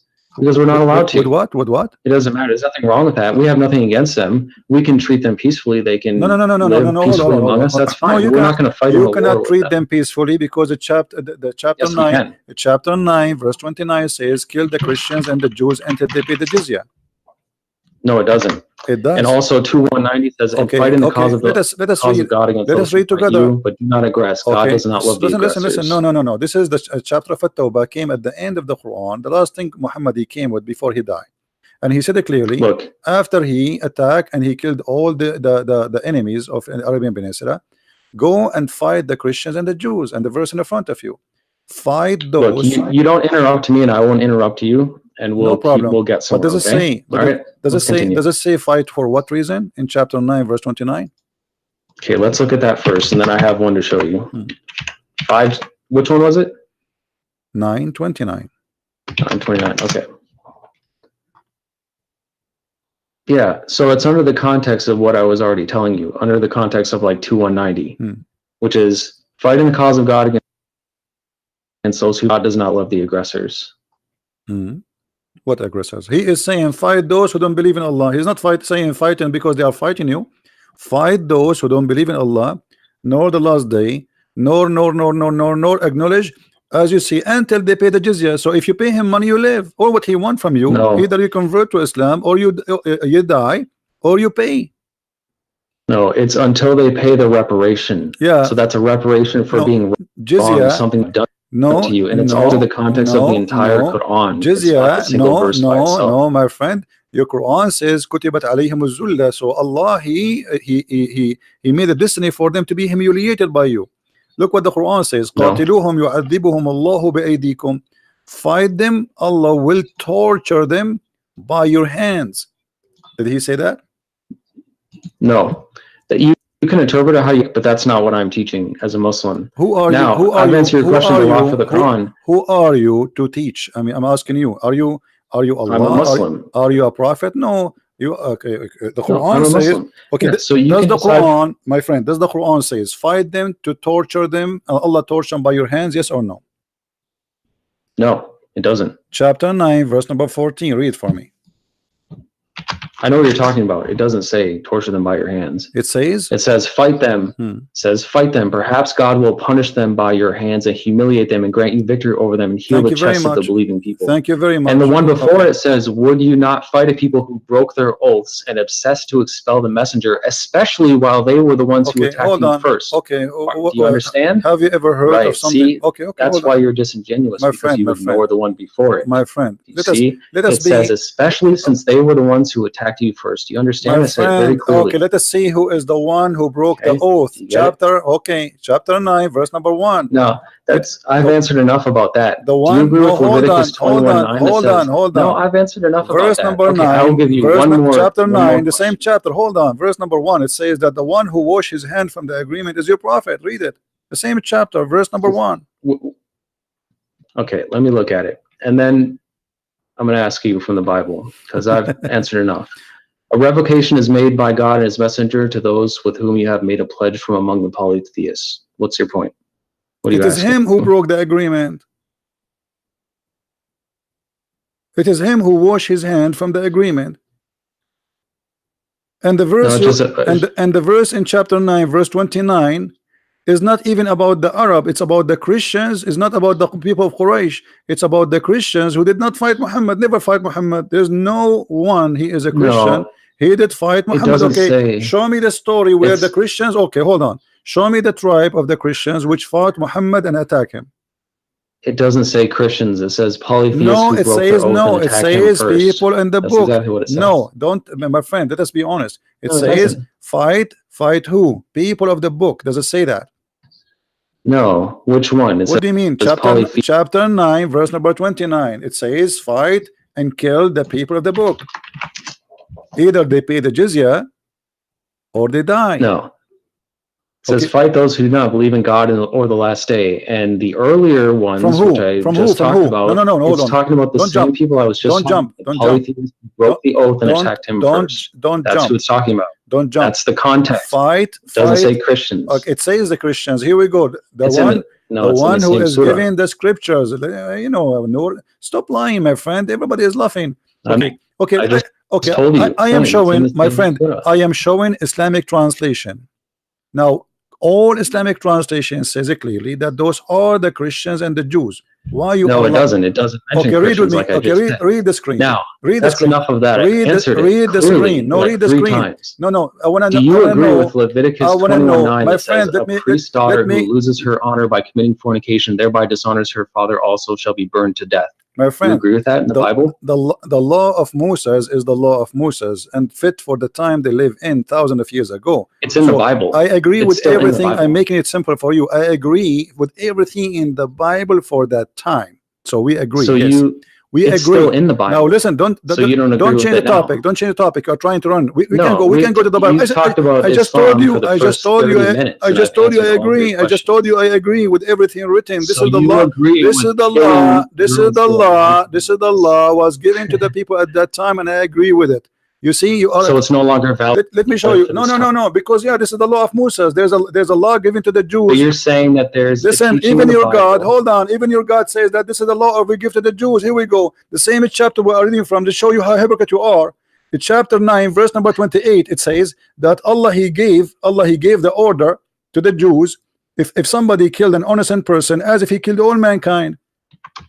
Is Yeah, that that correct? still applies today. So No, it so does not how apply would people- today. No, it does Well, not apply today. How would they know You that it's Muslims, like you kill today? It every. says clearly in You the Muslims, Bible. you kill innocent It said- people. You Muslims kill No, I innocent don't. people. You Muslims. You're a liar You because see, I here we haven't go. harmed a single I'm innocent proving person. you. Why are you I'm lying? proving you that you are a liar. It says in front of us, fight those who they are, Christians and Jews. Read the translation. No, it doesn't say that. Okay, read It doesn't say that. read the translation. It's in front of us on the screen, please. Let me look. Hmm. That's not a right translation, and it doesn't Okay, say choose Christians, different even the one that translation. you No have on the problem, screen. my friend. We have like Nowhere there 24 does it say Hold Christians. on, So hold you're on. proving that you're a liar on your Everybody own is laughing at screen. you. Everybody is laughing at you. Choose a translation from this website. Nah. Any The smart people who know what any I'm talking about are translation in laughing this at you. website. Okay, And my thank friend, God my I'm not friend, you. my friend. Hold on. Everybody is laughing. Can you please do me a favor? I'm not your friend. Can you? I'm not friends Sure, with you are not a wicked friend. Here people. we go. You just showed me that Wicked you are a liars. person. You are a Yeah, person. I don't like evil liars like you. You are a who insult me liar. and You are lie a about liar. me. Here we go. Who are Choose a arrogant. translation from the list. Anyone you wish. We have all this list. Look how big. Anyone he agree with you that those are not about the Christians and the Jews. You're showing it on the screen and it doesn't say Christians. That means you're a liar and a hypocrite. It says a So Christian. let's look at the Bible. It says a Christian. How are people And hold supposed on, to and know? I can show you the interpretation Okay, too. I will let you talk. Hold on. Here we go. This is the but interpretation you of need Ibn to stop Kathir. interrupting No, if you hold wanna on, get because you are trying to run. This is Ibn Kathir. Why you are lying? Nah, This I'm is still talking. This to you. is Ibn Kathir saying those are the Christians and the Jews, and the Prophet he ordered them to be humiliated, disgraced. Nope. Why you are lying? Then It's in the front of us. Why does your translation the not front say of us. Christians or Jews then? No, it says that. Here we go in the front of us. No, it Why? doesn't. What's wrong with you? It says here the word Christian and Jews. It's in front of us on screen. Nope. And I don't follow that translation either because it's not. Okay, what accurate. translation you follow? What translation So you when follow? people Okay, read no. the Bible, You said and to the me, Bible says you a said to priest's me, daughter listen, who Abdul, honored by you said, committing fornication and thereby dishonors her father you also said to shall me, be burnt to you death. said to me, How are they supposed to know that that's supposed to be for the time back then? listen. You You said to agree me, with shit you said that. to me, you said to me, you believe That's in the pretty monotheism. You believe in the monotheist translation. Can you read for me the verse from that translation? No, you agree that a non-virgin Can you should be read for killed? me? Can you read for me from the translation No, you I've quote from answered me enough from? of that. So You need why to answer about your now own you religion, don't want to otherwise read? you're a I told you hypocrite. I agree with everything in the Old All Testament. you can do is yell and you My can't answer friend, anything my because you friend, know I you're told wrong. you I and you're agree. I cornered. am not That's what ashamed. happens. I am not ashamed of my book. This is my book, fit for them, and this is their time. God gave them a law. Then for the record, so now I'm asking Christian you, Prince, why you are lying, Christian Prince saying this admits- verse is not about the Christians? Why you are lying? So for the record, Christian For the Prince record, admits why you that are he saying, agrees why that you don't read for non-virgins me, will- Stop why interrupting me. you don't read for me the verses which is in the Quran translation, the one you just read for me from before? Can you give me I'll the link? answer you in a Okay, hold on, moment, hold on. But Okay, oh, I'm not guys, gonna let you keep can interrupting somebody, me. can We need somebody to have a find, discussion can here. somebody find me the monotheism translation for the Quran, the one who told me he is reading from? Can somebody post the link? Yeah, Google it. It's Okay. pretty easy. I already read it to you Okay, as hold well. on. It I will- doesn't. It okay. says, "Fight those who do not believe in the God of the last day." It doesn't say it's in there. Doesn't say So, from who? Doesn't for say the from who? record- It doesn't say from who? It doesn't say Christians. It Okay, says, hold on, "Fight hold those who on. do not Okay. believe in God in the last day." Okay, And the, there's context to that, as I the explained. monotheist translation. Hold on. Quran. Yes. So for the record, Translation. Christian Prince agrees in Leviticus 21:9 that says, "A priest's daughter who loses her honor by committing fornication and thereby dishonors her father also shall be burned to death." So he's saying that any priest's daughter who is a non-virgin should be burned to death. He agrees with that. That's pretty evil and disgusting. You are disgusting. How can you and say are- that? How and can you agree and with that? You And are, that's only you one are verse. disgusting and you are a liar, because I said, That's that all you this can is do the- is insult this me is the because law. This know is the that law given what to you the believe Jews is at their disgusting. time. This is because the Jews they are very It doesn't very say much. that. Listen, It doesn't say listen. This is the for law that of Moses. time. You How idiot. are you so Even close your to God, that? he says we gave Moses the law and the tablet. You are a liar and you are stupid. Didn't your God? He said that he gave it to Moses. It's so Did funny your- that all you can do Did is your insult me because of God? Did how your God immature says you he are. give You it to know they're Moses? wrong Did and your God you're say he evil. give it to Moses? Funny. Guys, give me the translation for this guy. Let's get him busted live on air. The translation for the monotheist. Can you give me the link? Man, Can you give me a link that's yourself? pretty- Can you that's post a pretty link? Can you disgusting. post a link for me in Paltalk? Can you post a link for the translation? So are you going to go around Can and you find give all the me a priest daughters and translation? burn them Can to you death give me the since you're a translation Christian? you accept? Stop being a coward. give Are me- you a dangerous? Give me the translation you're you admitting- accept. So if you follow the Bible, are you going to go around to all the churches and My find friend, their daughters? my to death friend. since No, that's we what you don't. We don't burn. We don't burn. I mean, that's what You it see, says. This is how That's what stupid you you said are. you It agree is with you who that. burn. Okay, shall I show you that Ali, he burned people alive just because they are wrong?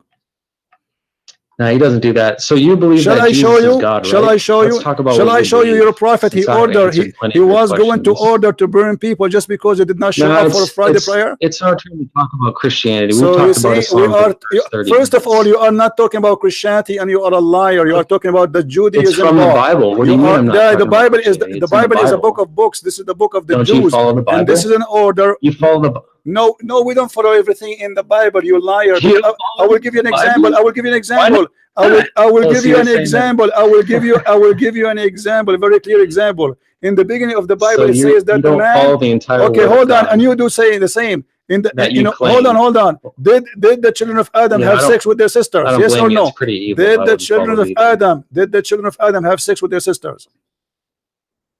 Well, that's ridiculous. Did they have sex with Okay, them? So it was it also allowed says in for Isaiah them. So it was 14:21, allowed. So it was Make ready allowed to for them, but slaughter it's his not sons allowed for the us. guilt of their fathers. Listen. So you're It gonna, was not. It so was if someone's allowed dad for was a them, criminal, not allowed you for believe us. that you should kill their See, son? this guy, he just want to talk. Was it allowed? Nah. No, let me ask Nah, you. you Okay, talk over me okay, enough. hold on. Did your prophet allow the muta? Do you follow the muta? No, I don't even know who that is. Chapter 4, verse number 24. Your prophet, he allow you to rent I women don't for speak sex. Arabic. Huh? Tell me what muta. Muta, I mean you're pleasure, talking about. sexual pleasure. Yeah, what about it? Did your prophet, he ordered in the Quran, chapter 4, verse 24, to do muta? You see, you are asking me why I don't follow the Old Testament, burning somebody, right? It's Okay, it's your in Quran it's in the given to you Bible. by your prophet, you don't follow it no more. Do you practice muta?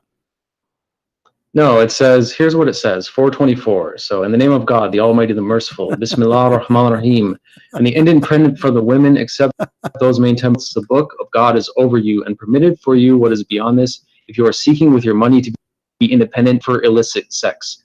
As for those whom you already had your joy with, then you shall give them their dowries as an obligation. There is no sin upon you for what you agree after the obligation. God is knowledgeable, wise. It says right there, not for illicit sex. Lewdness is forbidden.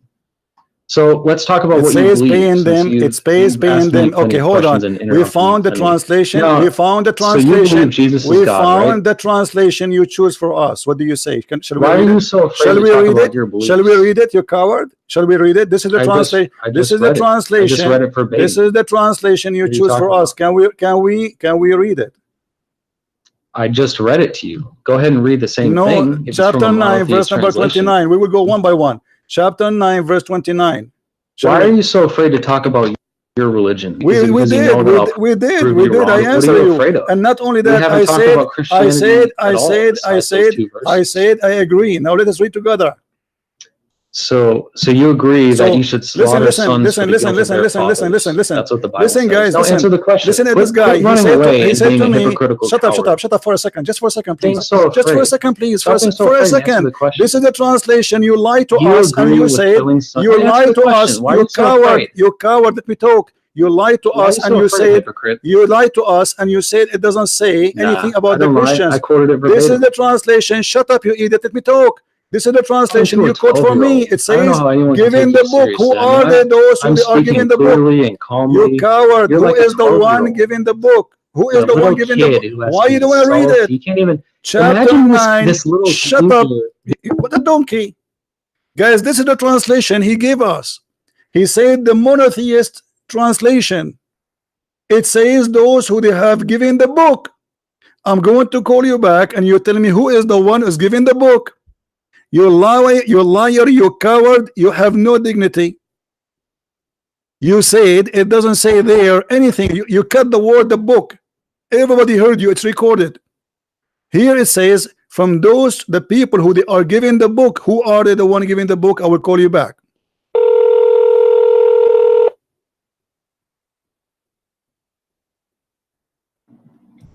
You don't mean a child? Who is the one is giving the book in the translation?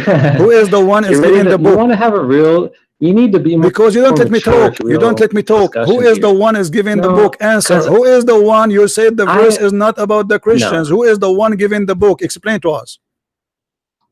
I have let you talk and ask me questions for the I answer you too. I am asking you now. Who is the one is giving the book? You said there's no Christian there. This is not about the Christian. It says in the translation you choose that this is a war against those who don't believe in Allah, from those who they are giving the book. People of the book, who are they? Discussion, like any formal debate. Who are they? Why you don't say, okay, tell me, no problem, we are discussing. Tell me, who is the one? Who are they? Those who they are giving the book according to Islam. You say this is not about the Christian. This is not about the Jews. Either you apologize, you say you were stupid, or you say I was lying, or you say the truth. Okay, who is the one is giving the book? I will answer in a minute, but you need to shut up and learn to have a normal listening. conversation. Go ahead. I'm listening. Go ahead. Who is the one giving the book? In a normal debate, we are not debating. This is not the debate. You are a kid. You are a kid. You are a kid. You are a kid. You are a kid. You are a liar. I don't respect you. Answer.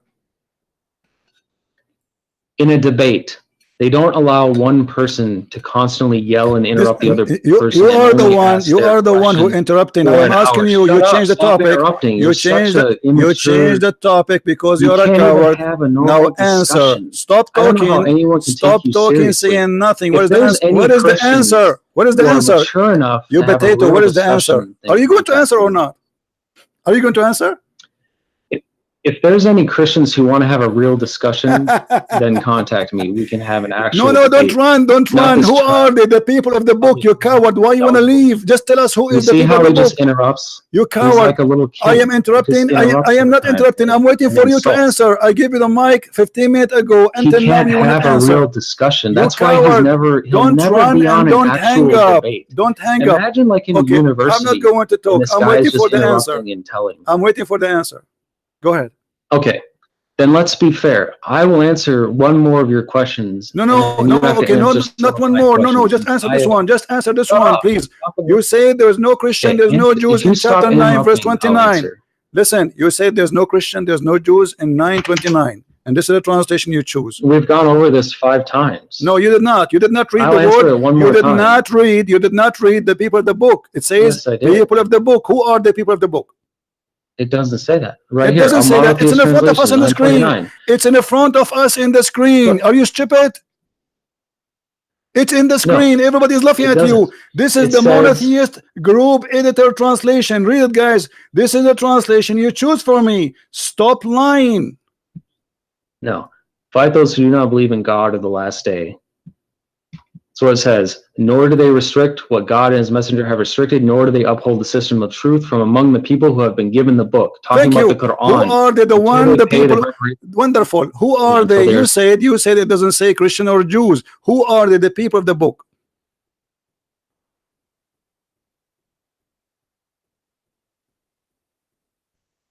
It doesn't say Christian. It's talking about my the system friend. Of who truth. Are they? The people of when the book. Give them the who book. Are they? The people of the book. The Hindus, the Buddhists, the atheists. Who are they? Who are they? It's the polytheists. Who are they? The people of the book. The people of the book are polytheists. Are you a donkey? What is their book? What is the name of their book? What is the name of the What is the name of their book? What is, shut up, you idiot. Don't call me again. You are just a kid donkey. Coward. Every single Muslim agree that this is about. I lost my voice. Christian friends, do you agree with that? I agree with every verse in the Old Testament, and we are not ashamed of it. But because you are ashamed, you are covering up. You are reading for me a book written thousands of years ago, fit for their time, and because the Jews are people of dignity, not like you, who your prophet allow you to hire women for sex. So if a woman, she did do adultery, anyway, the punishment for adultery in the Jewish law is death. It is death anyway. And your prophet, he copied that from the Jews. But yet we cannot find it in the Quran. And you coward, you say to me you follow the Quran only. But we cannot find the punishment of adultery in the Quran of stoning. Why? Because the goat ate it. And look, we showed him the translation he chose. He jumped it. He did not read the people of the book. And he did not agree. He did not say who are those people of the book. And later at the end, he says the polytheist. What is the polytheist? Is that a new religion? What is that? Who is the one giving the book? What is the name of the book? What's that? Coward. But I'm so glad that you've been cut and recorded. Christian Prince, do you agree with burning? Do you agree with the stoning? Today we don't stone. Obviously we don't do that. What does that mean? That means that this was fit for that time. Even Jesus in his time, he said to them, to the women who the Jews, they were going to stone her, he said, I don't judge you too, and he let her free. Jesus said, it's been said to you, but I say to you, which means there is something being said to the Jews, and there is something being said to us, including the Jews too, who follow the Messiah. You are silly and you are stupid. The children of Adam, they used to have sex with their sister. Can we do that? It was allowed for a reason, for a time. But you Muslims, you are ashamed of your book. But the most amazing thing that this person who is opening Google and try to ask me questions about the Bible, he said amazing answers, like the sun set in the murky water. And the sun, yes, every day goes from the east to the west, agreeing with the Quran and claiming that this is what is right. You might agree, disagree about the Bible, but to be honest, always about the Old Testament, we have to compare how people used to live thousands of years ago. When the Jews, they have Allah, other nations, they used to eat each other alive. Actually, not long time ago, Christianity come to many nations, and those nations used to eat people alive. They cook them, they eat them. So we are talking about Allah when the Arab, your ancestors, Muhammad himself, he used to worship stones thousands of years after Moses, kissing stones. And if this is horrible, why your prophet he follow Moses and why he approve him?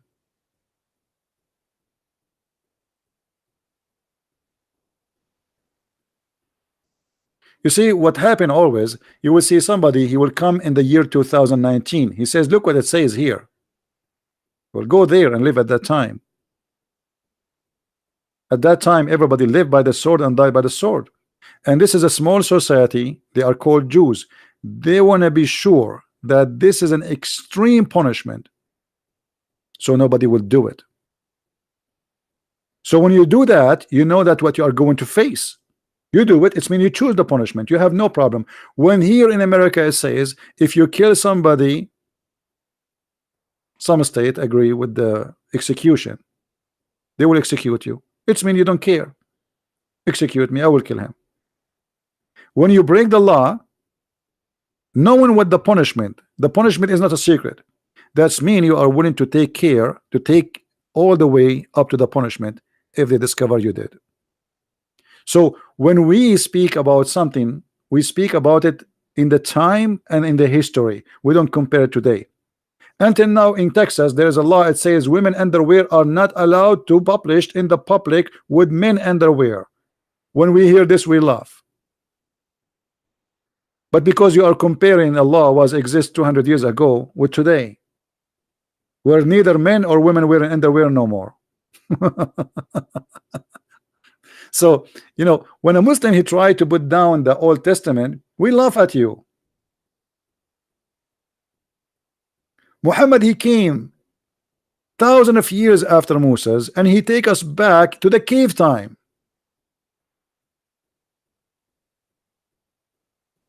And the proof, it is you who said that the sun set in a murky water. That is beyond the cave time. And look here at the Prophet Muhammad, who is supposedly a prophet of God. He says that if a woman they are lesbian, we jail them until they die. Do you agree with jailing women who they are lesbian until they die? What, you will say no, or you will say yes, or you are a hypocrite? The law of Moses is the law of Moses. Now this is your law. And if somebody is a gay, we beat him with sandals. And here you see how the God of Islam is discriminating between men having sex together and women having sex together. If a man have sex with a man, we beat him with sandal, and if he repent, we let him go. But if a woman having sex with the women, we jail them until they die. What kind of justice is that? Why the punishment for women she is being lesbian is jail until they die, but if a man is being a gay, he repent, and the punishment maximum, you beat him with sandal. You beat a gay with a sandal, he get excited.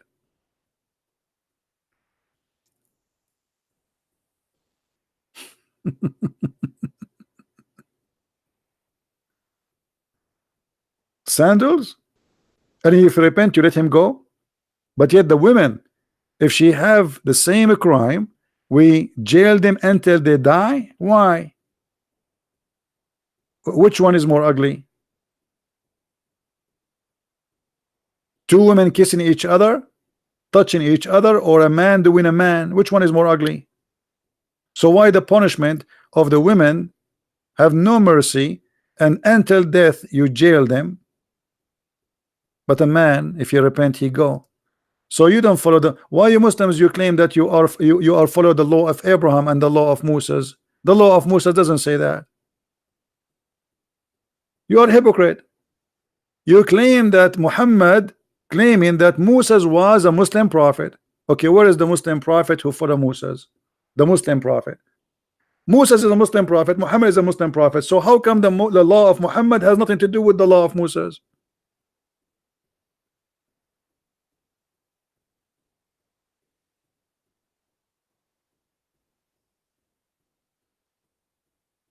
And you notice like how he keeps shouting, talking, he will not answer. I said to you, I agree with everything in the Bible. I agree with everything. Those things fit perfectly for that time. At that time, people don't have even law. People, people live by the sword and die by the sword. Israel, the whole nation, been taken as slaves. The whole nation, not 100, 200. They grab them all as if they are goats. Have you ever heard of such a thing? So you want to compare people who live 3,000 years ago with people who live 3,000 years ago. Not you come today where women they go in the beach and they are almost wearing nothing.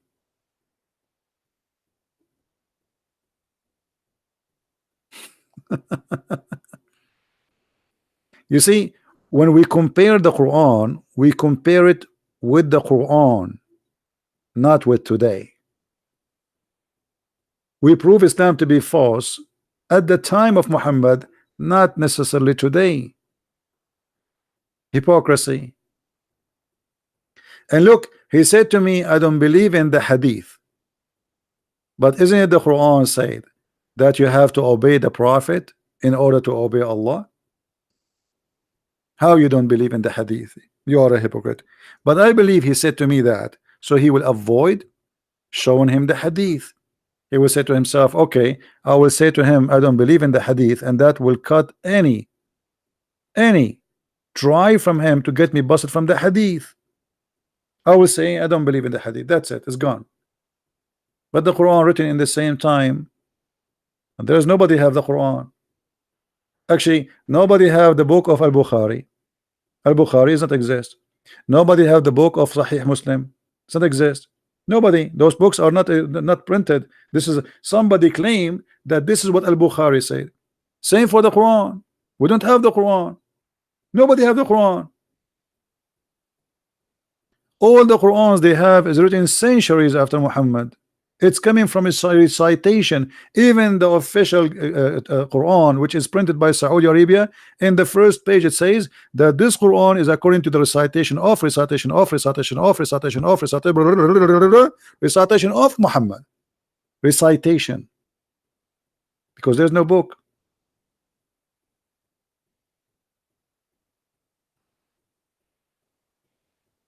So what is your book? And not only that, Muhammad himself, he said that the one who obey the messenger, he obey Allah. You say I don't believe in the hadith. That's mean the Quran proven to us to be short of logic, because now how we can obey the Prophet if we don't receive the word of the Prophet? Correct, guys? If I'm a Muslim, God forbid, and I want to obey the messenger, how I can obey the messenger if I did not get the words of the messengers? Because the Quran says I have to obey the messenger, and by obeying the messenger I obey Allah, because Muhammad is more important than Allah. Okay, I want to obey the messenger. What is the word of the messenger? The Quran is the word of Allah, supposedly. So how you lie to us and you say I am not going to accept the hadith? How we can obey Allah messenger without the hadith?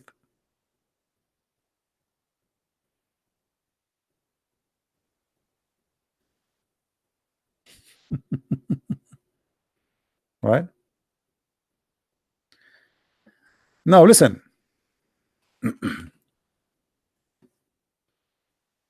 I want every one of you to copy this video, especially since we start talking, and let everybody laugh at this cult who believe that the sun set in the murky water, and this guy trying to convince us that the sun is so small. Actually, you know what? I'm going to replay it. Hold on. I don't know how long ago he called me, because this is fun. When he started talking, by the way, I thought he is like I mean, he's being funny or something, you know, but this guy is serious. This guy is serious. He's very serious. He's talking about, you just said how we see the sun. That's mean that the sun setting, sunset, sunrise, correct? I mean, you can say that water is running. You know, is that wrong? No, the water is running. Yes, water is running. No, water is running. If it's running, it doesn't literally run. No, it does. It doesn't literally run, no, just like the sun. It moves. No, it does. It does. Like the sun. The water run. The water move from A to B. Water has legs. You're saying that water can run with legs. Water doesn't have legs. My friend, running have nothing to do. I'm saying running have to do nothing to do. Okay, remember. First of all, you are not reading the Quran. Quran is not meant to be in English. In Arabic, it says tajri. It actually is. Tajri. No, it's in Arabic. Tajri. Yeah, I know. The word tajri, it's mean go ahead. You run. It's running from location to location. Now, you said and you agreed that this is about how we see the sun. So Allah speaking here about the sun setting, the sun rising, but this is absolutely false. The sun does not set, the sun does not rise. All it says is that it runs to a specific destination, and running is interpreted the same way that water is running. Okay, it moves to a certain destination, which it does every single day. It's just a all right. If we go just two verses down, you can read the verse before it. You can read the verse before it, and the moon after it have measured in their mansion. The Quran believe that the moon have mansions, and this is what the religions before believe, that the moon he have mansions, he live in the places, and he moved from place to place. And people, even the Sabian, they used to go, and when the moon disappear, they go to the second town to welcome him in the other town, because this is a new moon. Now here you notice that the moon have houses, and he says to you, and he run in the old way, as it was in the old way. But this is not true. I mean, this is false. Now if you go in verse number 40, it says, it's not permitted for the sun to catch up the moon, nor can the night outstrip the day. Each just swim along in its own orbit. Is that correct? Yeah, swimming in an orbit. But let's take one thing at a time. It's also important to quote the Quran correctly and not just interpret it, like not just use your own words every time. So 36:39 says, and the moon we have measured it to appear in stages until it returns like an old palm sheath, which it does. It's like the different stages of the moon, which is but here it says it live in mansions. Is that true? There's mansions for the moon? No, I'd say that in the Quran. It says? It says it appears. It says it's in front of us. Everybody can read. I'm reading your Muslim translation, not my translation. Yeah, which one are you talking about? 36:39? Yes. Yeah, it says, and the moon we have to appear in stages. What? So if you want to read from the one that I read from, it's the monotheist translation. What translation you are reading? Here, I'll post it in chat. You can Google it. It's called the monotheist translation. Otherwise, you can go here. Monotheist? To what does that mean, monotheist? Yeah, monotheist means one monotheist. That's what we are. We reverence one God. That is a new form. Monotheist. Let me see if we have it here. Yeah. Monotheist. It says it in it as well. It talks about monotheism. Okay. Yeah, but my friend, do you speak Arabic? Only some. I don't speak it fluently because it's not my native tongue, but I should learn it. This translation is absolutely false, my friend. It says, وَالْقَمَرُ قَدَّرْنَا مَنَازِلَ حَتَّى عَادَ كَالْأَرْجُونُ الْقَدِيمِ. So it says the word manazil. So how this guy, whoever translated this translation, he said, you can copy this word manazil as you see in the screen, post it in Google, and you will see it mean houses or mansions. So this is a false translation. Well, there's lots of translations that translate it that says the moon we have measured it to appear in stages, and Arabic is a rich language. Anyway, guys, you can play it later. Please download the video after we finish, and you can cut the part where if you want to make it short, where this Muhammadan, he says the sun is swimming and going in the murky water. Actually, I just got some coffee. I missed the coffee. But it's very funny how a Muslim always try to fabricate. Right away, they don't want interpretation of any scholar. They don't want the hadith. And he is a Muslim. He is the one who understands the Quran. And now, after understanding the Quran, he come with the conclusion that the sun set in the murky water. Hey, Zuha, how are you? Guys, Zuha, she was making fun in her comment. I made a video about her comment, if you remember. She said how the Bible says that the sun is created in the fourth day. How are you, Zuha? Zuha, so you are making fun of the Bible for saying that, but the Bible says in the beginning, God, not Allah, created the light. So we have light, but in your Quran, Allah created the light at the end. And not only that, your prophet, he says Allah created the sun in Wednesday. So what do you think, Zuha? Do you like to laugh at Allah? Because you said this is against the science. Everybody, I have a video, everybody can watch it. Your comment is there. Correct, guys? Your comment is there. I am a normal human being. I'm so glad that you are a normal human being. Why? I was expecting you to have 4 legs. I know you are a human being. I just want talking to you. Otherwise, I will not talk to you. Like when we talk to cats, we say meow, meow. I'm talking English to you, so obviously you're a human being. I'm talking to you. So what does have to do with my question?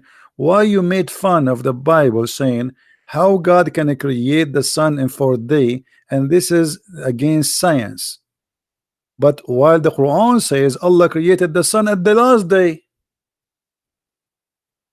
So now you are a human being, like a week ago you were not.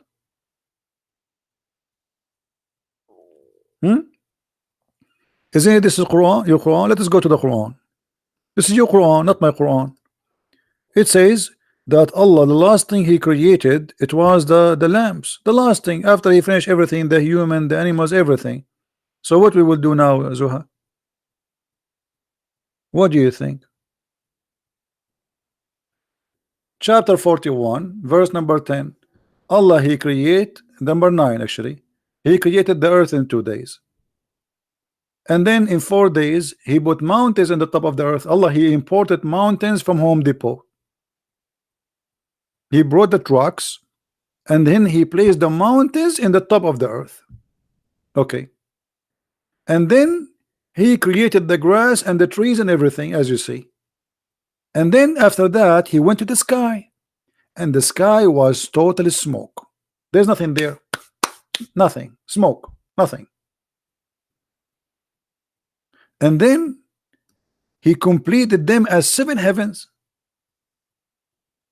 All right. And then He created the lights only in the lowest heaven. This is the last thing Allah He did. Do you see it? The last thing Allah did, He created the day and the night according to this verse. So what do you think, Zuha? Are you going to leave Islam now?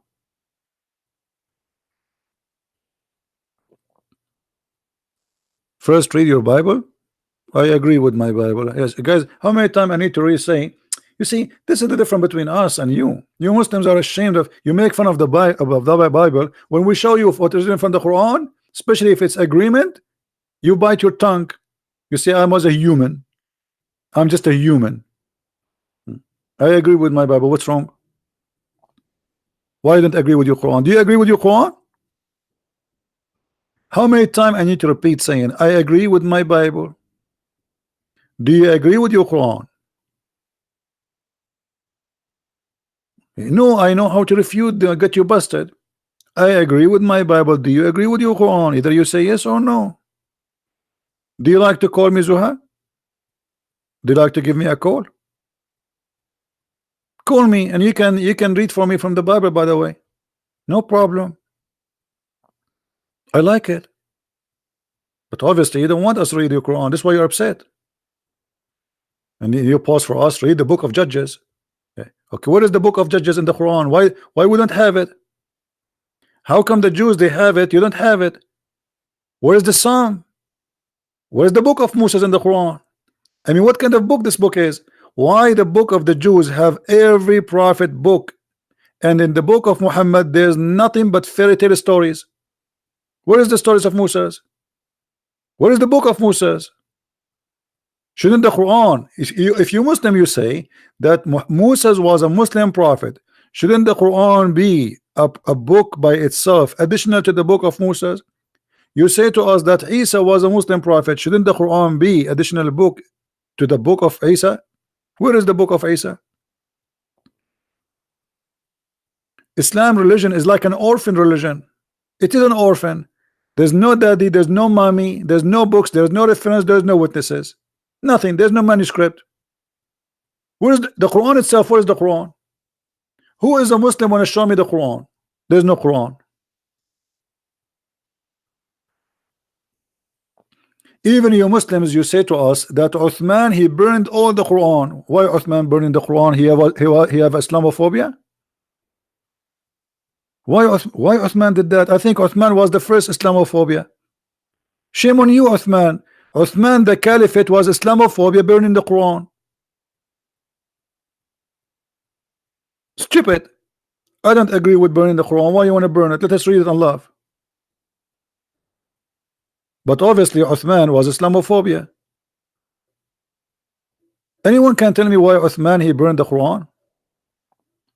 I will tell you why. The only reasons even though I'm not there, that the other Quran are not the same. He wanted to unite the Quran because there's many books, they are different. Otherwise, why he want to burn the Quran? Imagine I have 1 billion copy of the Bible. Why I want to burn it?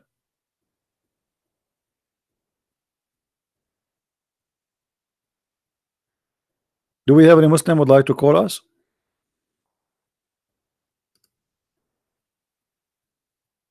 And by the way, the verse we see in front of us on the screen, chapter 41, verse number 12 and 10 and 9, 11, it's total contradiction for chapter 79, because in chapter 79 Allah created the heaven first and then he finished the earth.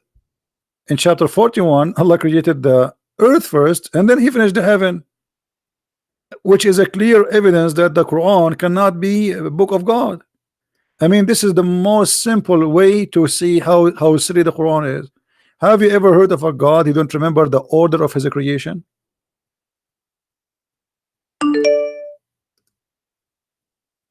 Huh?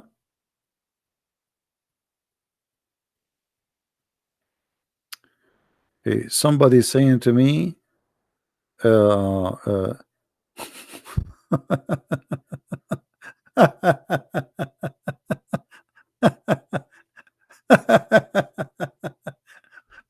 that's a good one. Guys, somebody says to me, I am from the Mossad. Do you like to work for us? I work for Jesus, my friend. What Mossad? I don't know how stupid what you are saying to me. We work for Jesus. This is our employer. What Mossad? I know how silly you are.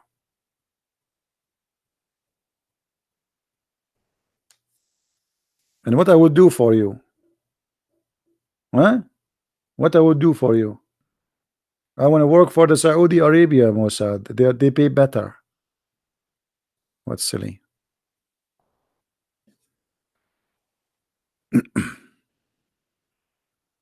And by the way, we debate the Jews too. I have many videos getting many Jews busted. So what do you want me to work for? I get a lot of Jews busted.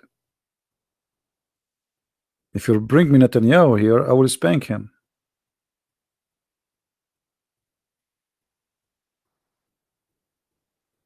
Do we have any Abdul?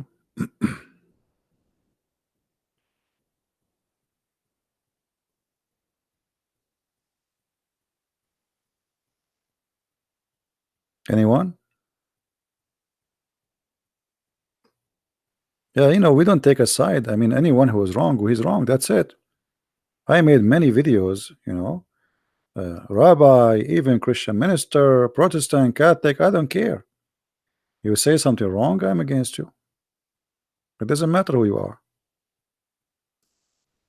And the Jews, they will not be saved unless they accept the Messiah. They are not better than the Muslims. There's no salvation but by the Messiah. As simple as that. Yes, you believe in the same God. Yes, you believe in the Old Testament. But I believe strongly that there is no salvation but by Christ himself.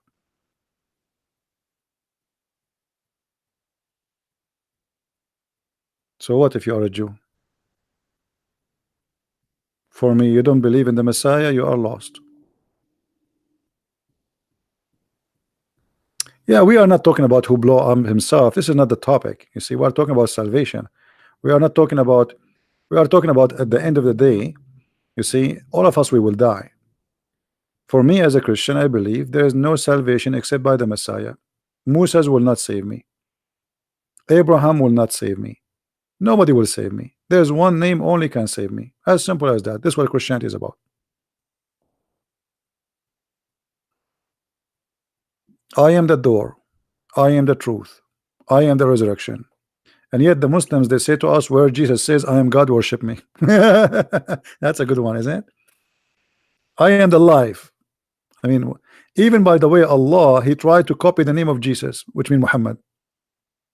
So Allah, he can't call himself the resurrector. That is Jesus. Allah resurrect nobody. Show me where Allah, he was able to resurrect even a chicken. Stories, no witnesses for anything. Even the Quran says it clearly that Allah He refrained from sending miracles. Have you ever heard of a God He refrained? Why? Are you from the yellow vest in France? What do you want? You want less tax? God always make miracle. He's a miracle. Whatever He do, it's a miracle. Whatever God He do, it is a miracle. So how God, who is a miracle, He cannot do miracles no more, and He says we refrain? That's an excuse. You refrain?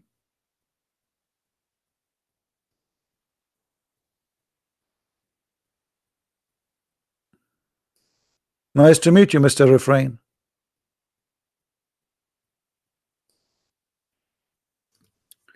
And when the Muslims they say that the Prophet of Allah have a miracle, what is that? Marrying a child, she is 6 years old. What is that? Going to the seventh heaven and there is no witnesses? Show me the miracles of Muhammad in the Quran. They say to you, the moon, brother, the moon, split the moon. The Quran never says Muhammad split the moon. The Quran says the judgment is near and the moon split. As of Allah have nothing to do with it. Guys, if I say the judgment day is near and the hurricane came, does that mean I am the one who made the hurricane? No. Obviously it's not me, because if I am Allah and I am saying that to you, then there is no way I will say the judgment is near and the moon split. I should say the judgment day is near and I split the moon. Correct? I split the moon. You don't tell me the moon split. And by the way, the statement alone is a proof that Muhammad is a false prophet. He saw an eclipse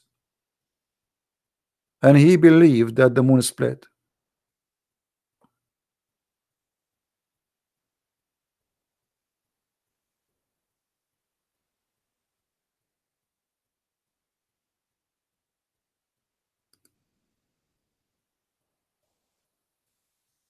Do you see it? The hour judgment is sight and the moon eclipse. This is a guy, he is reporting the news. This is not a God telling me what he did. Okay, guys, the thunder is in the sky and the rain is coming. Oh, but I did not say I am the one who made the thunder. Neither I am the one who sent the rain.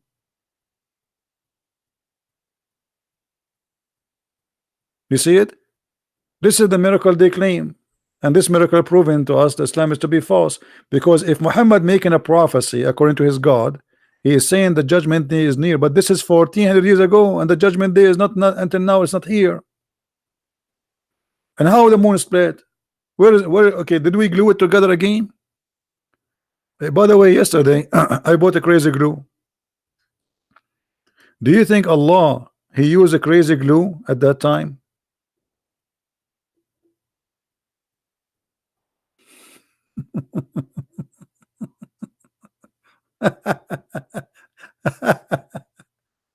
Oh boy. Do we have any Abdul? By the way, crazy glue is good. Crazy glue will fit perfectly with the crazy Quran.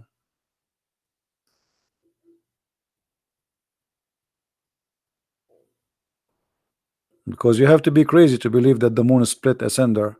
And what happened? Allah changed his mind after he split it. Okay, this is a sign of judgment day. That's mean judgment day. So what happened? He changed his mind. He put it together again. He looked suddenly at his smartwatch. He said, oh, it's too early. I'm going to change the hour now. You split it already. And now we heard the Abdul trying to convince us that the sun really set in murky water. And look, I said to him murky water. He says no, not murky water, hot water. Supposedly, like, I mean, it make a difference. By the way, he was correcting me. I said murky. Actually, he is right. It's hot water. But look, he's like, the man is consistent. Like, no, it's not the murky water. It's a black, dirty, hot water. Oh, okay. And the sun is there now. Oh, okay.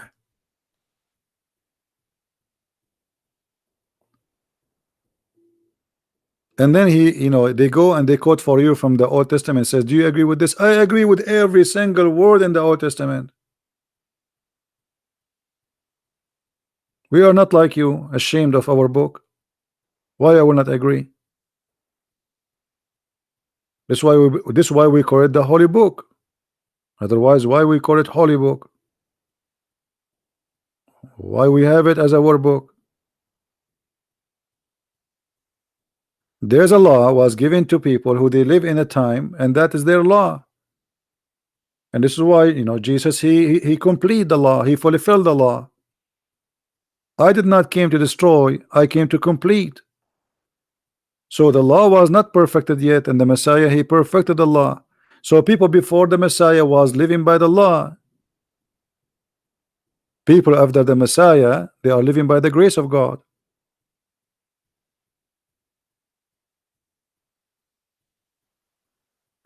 Even the Jews, they understood the law wrong.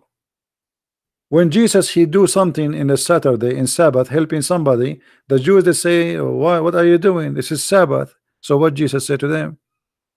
Sabbath was made for the man, not the man made for Sabbath.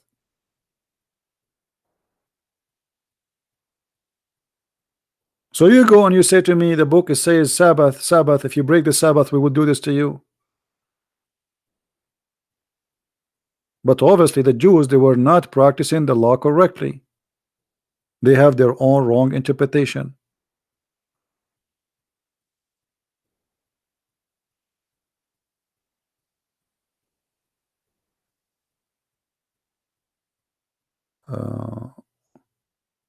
Yeah, this is not a verse, my friend. The verse about if Muhammad he like a woman, her husband must divorce her, is not a verse. This is in the interpretation.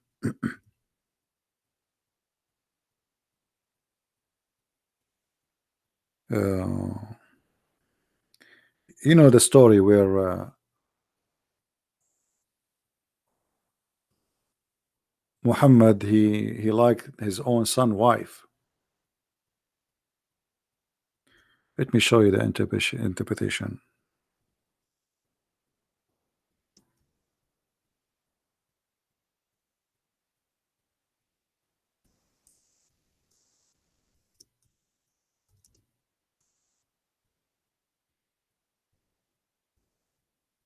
But those you will not find in English anyway.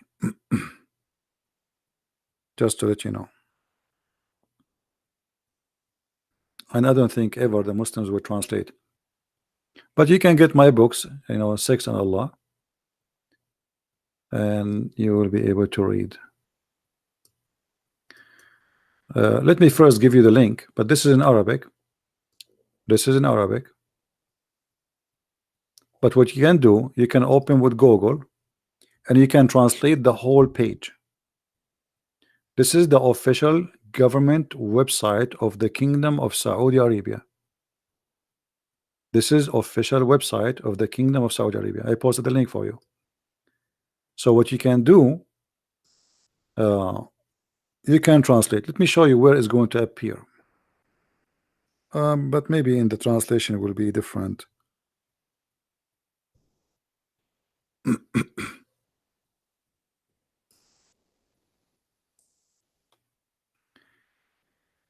Here where it says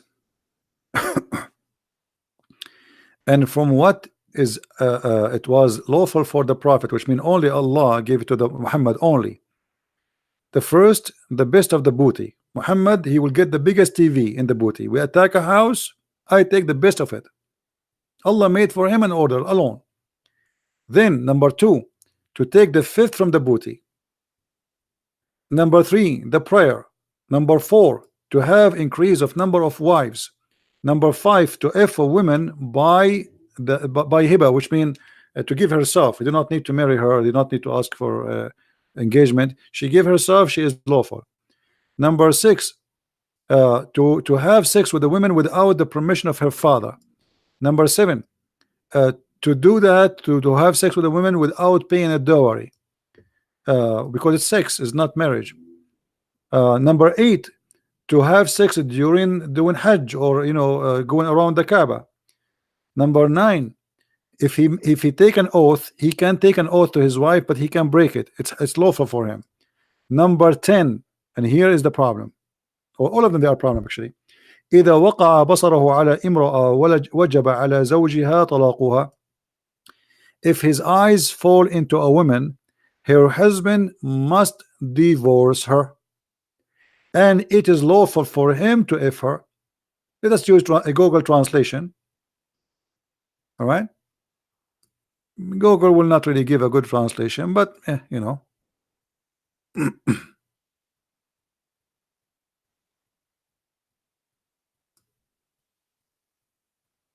All right.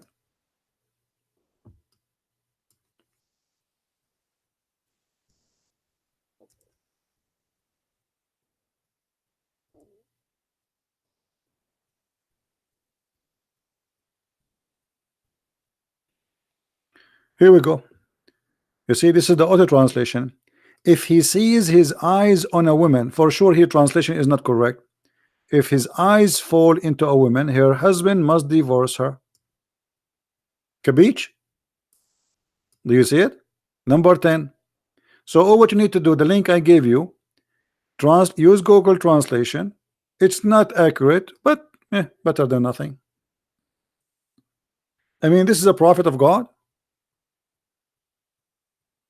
If his eyes fall into a woman, her husband must divorce her. Why?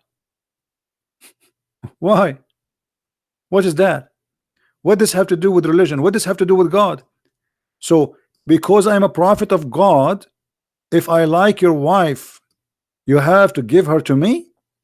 If your wife, she walk by and she serve me some tea or some coffee and I like her, you have to divorce her immediately so I can sleep with her. And by the way, all cult leaders, they share the same thing. All cult leaders, they tell many women to sleep with them. All the women who come to their religion, they want to sleep with them.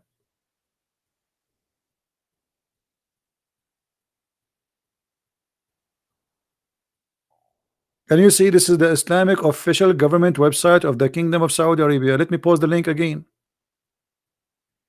You can open it with Google. Be sure you open it with Google, so you can click and do Google translation to the language you speak. I don't know which language you have, and right away you go to number 10.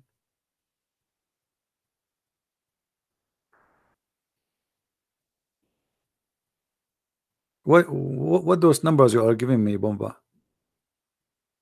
What those numbers, Bomba?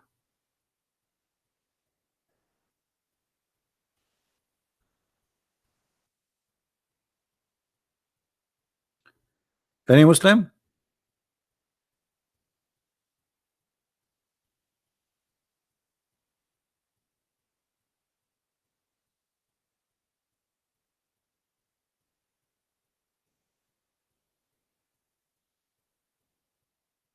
Any Muhammadan?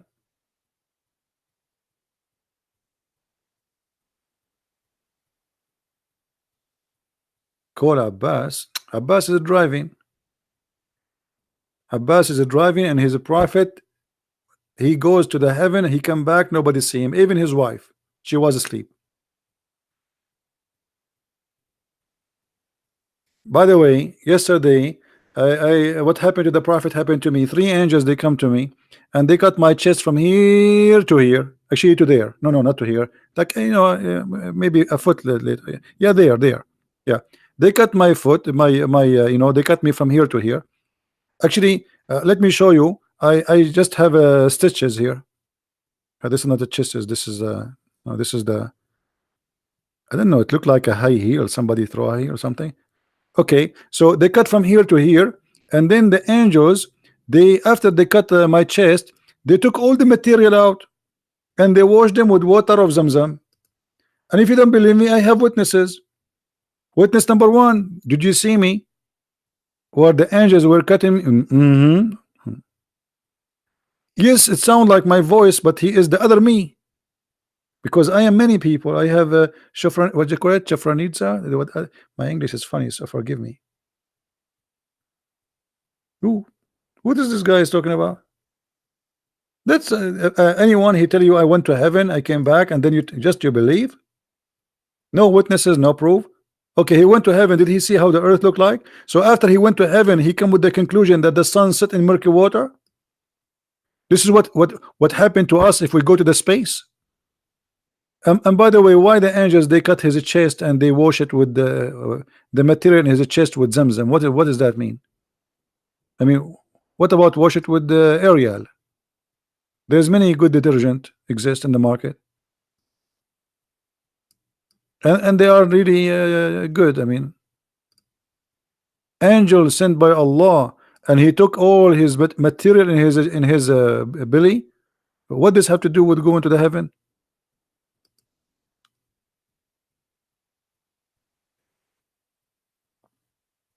By the way, I heard, brothers, that hold on, let us call Zach and I.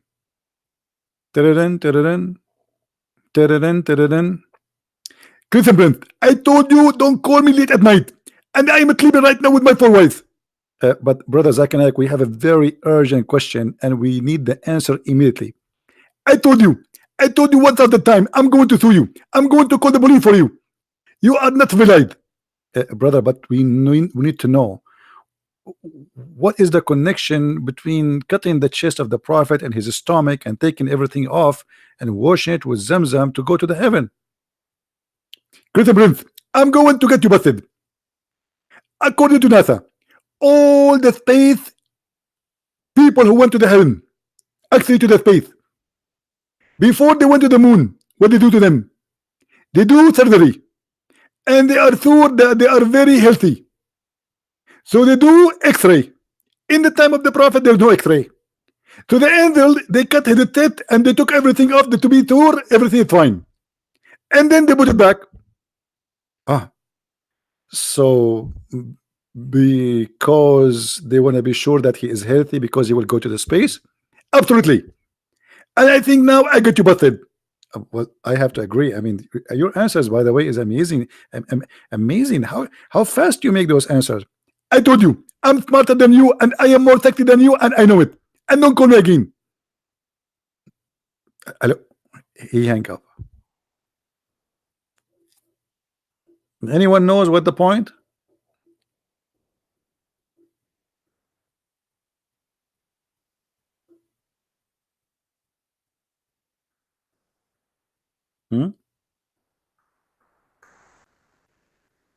So they cut his chest to be sure he's healthy? Is that why? No. The hadith says, okay, I forgot to tell him. Call him again? According to the hadith, guys, according to the hadith, which means according to Muhammad tell, they cut his chest so they can install in his chest a dish of faith and a dish of wisdom.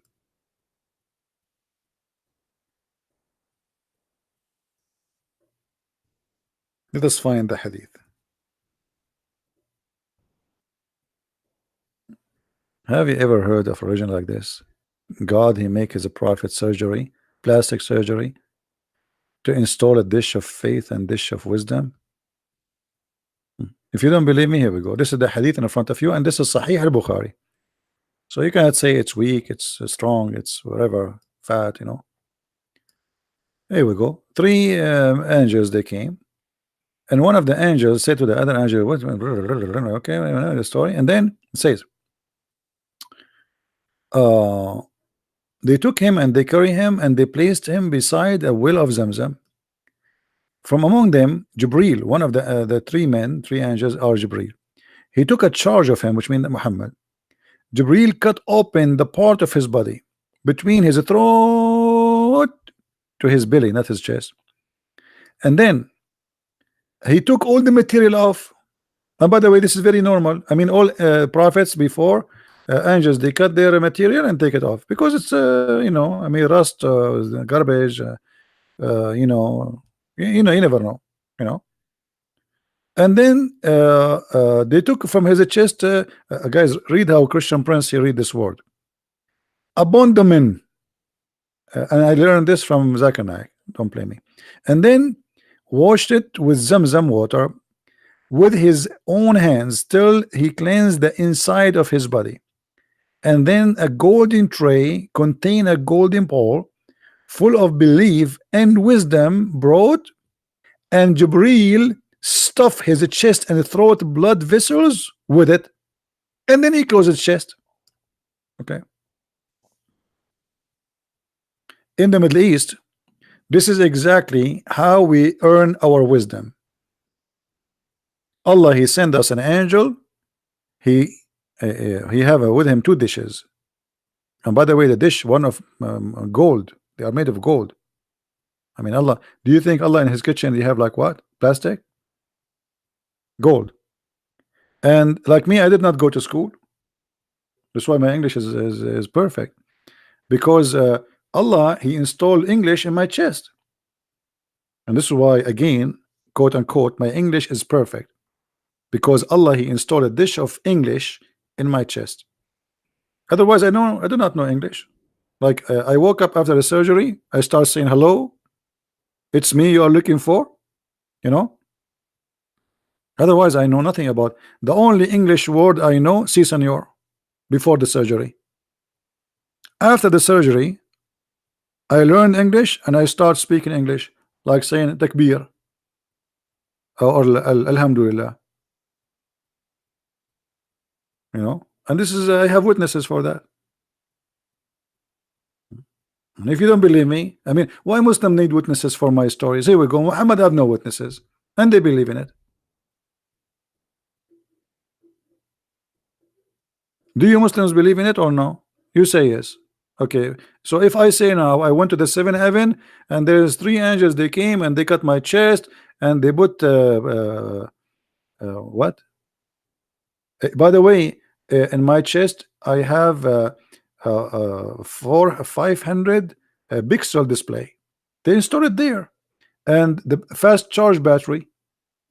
And I have Android, not Android, because Android is made by the kuffar. Android is made by Allah. 1000 Android, and they put all those things, you know, in my chest. And now I'm very smart. I know everything. You know, ask me any question. Okay, the gentleman there is asking me questions. Where is Brazil? Crazy. Brazil in Brazil. It's in Brazil. You know, ask me a different question. Where is Africa? In Africa. What's wrong with you? I told you I know everything.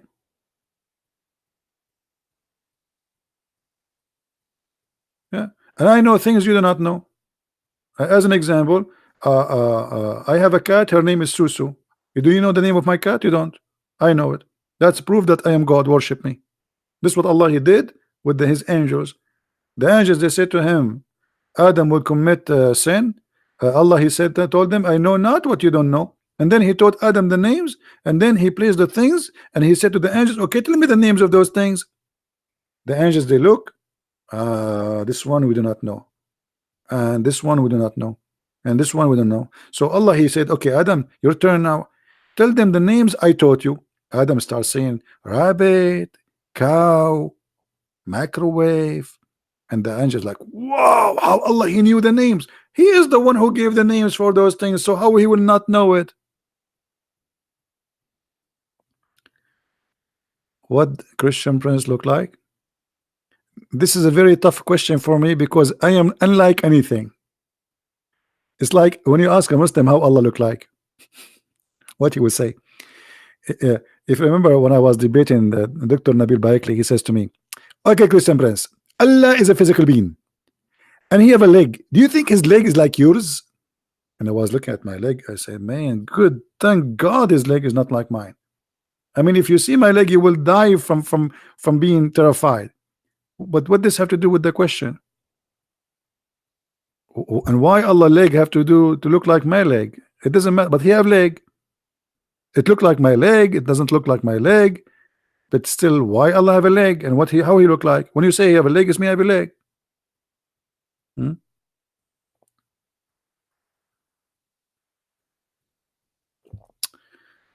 Anyway, Do we have any Abdul?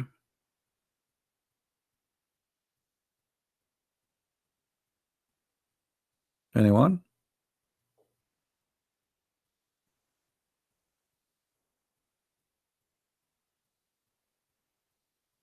Actually, I'm afraid. I'm afraid that one day the atheist will use how I look like against us as a Christians to prove that we are coming from the ape. That's why I don't open my camera, brother. I'm not handsome like the Prophet Muhammad. There's a video, a guy he described how the Prophet looked like. I don't know if how many of you watch it. If you watch it, you will die laughing. He says, there's a guy, he came in the middle of the night, and then he saw the Prophet, and then look at the moon, and then he looked at the Prophet, and then he looked at the moon, and then he looked at the Prophet, and then he looked at the moon, and then he looked at the Prophet. And the guy is like, he is very emotional when he's talking in the video. Let me do it the same he do it. He came, and the Prophet was coming, and there's a background music, like, you know, very, very sincere music. And he saw the Prophet, and he saw the moon, and he looked at the moon, and he looked at the prophets, and he looked at the moon, and he looked at the Prophet, and he looked at the moon, and he looked at the Prophet, and he looked at the moon, and he looked at the Prophet. Come on, are we going to stay the whole night saying that? Conclusion: the Prophet is whiter than the moon.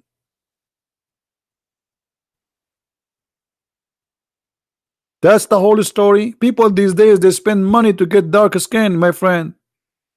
But those Arab are obsessed with the white.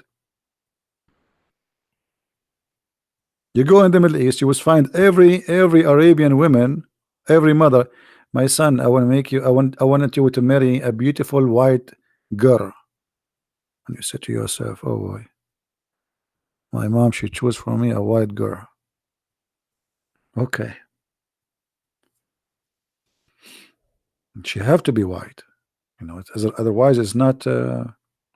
Actually, in the old days, I don't know if you know, I told you that Muhammad, he promised them that a woman will have 1 mile bomb, right? 1 mile in the heaven. You know, when I was a kid, there was a song, and I could not really understand what it's mean in Arabic, but it's a nice song. I mean, as a words, it says that there is a woman. She was so beautiful to the point the camel could not carry her. And I was asking myself, what is the connection between the beauty of the women and the camel is not able to carry her? I could not find any connection. I mean, the song is this what the song says. And then later I figure out from, you know, the elders, they say that in the old days, if a woman, she is very heavy duty, you know what I'm talking about, very big, you know, that means she is so beautiful. And if the camel could not carry her, that means she is the beauty queen. Not like today, everybody want to lose weight, blah blah blah blah. Go back in time. You can eat as much as you can, and still the men, they will be fighting to marry you. They will be like, please, please marry me, you know.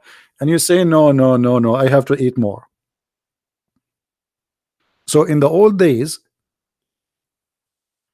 the the bigger you are as a woman, that's mean you are healthy and you are good. You will give a lot of babies, and the babies will be big. So if you are skinny, you know, that means you are sick. That means something wrong with you. So this is why the songs, and this is why Muhammad, he promised the Muslims that the women will be so white, extremely white, to the point you can see through the marrow of their bones. You remember the hadith, right?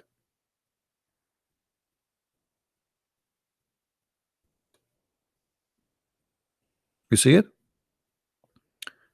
Because the Arab, they love women who they are extremely white. Not only white, they have to be really, really white. This is why the word hur is about something extremely white, and it's a transparent. You know, it's like a grape. Grape is hur. Grape. If you look at the grape, you put it in the light, you see through. You see the seed. You know. Anyway.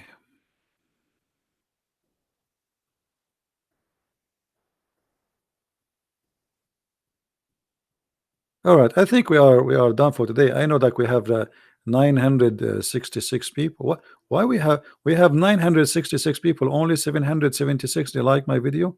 13 Muslims did not like it. Why? How sad. How sad. Guys, what do you think if I have a TV station, big one, and I'm doing every day a show? How many millions will watch it?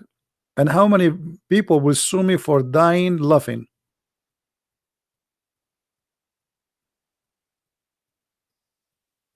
Hmm?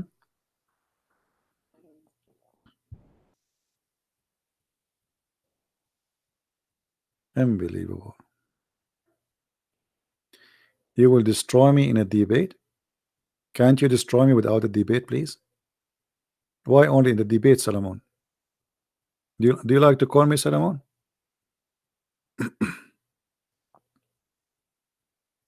Solomon wanna destroy me in a debate. Okay, Solomon, shall we start? Do you wanna call me?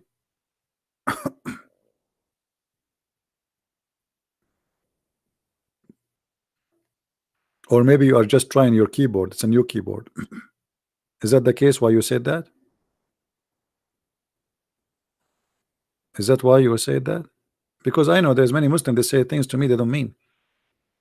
It's a keyboard thing, like they're trying it. It's a new keyboard. Actually, to be honest with you, since I bought crazy glue yesterday, I am not worried about you calling me because I will glue myself together. I'm not really worried anymore. And I get it for $2 from Walmart. You know, I ask a lady there where I can find the glue. She held me from my hand and took me as if I'm a kid. Why is that? I was like, where are you taking me? Maybe because I'm so short. I think she thought I am Aisha or something.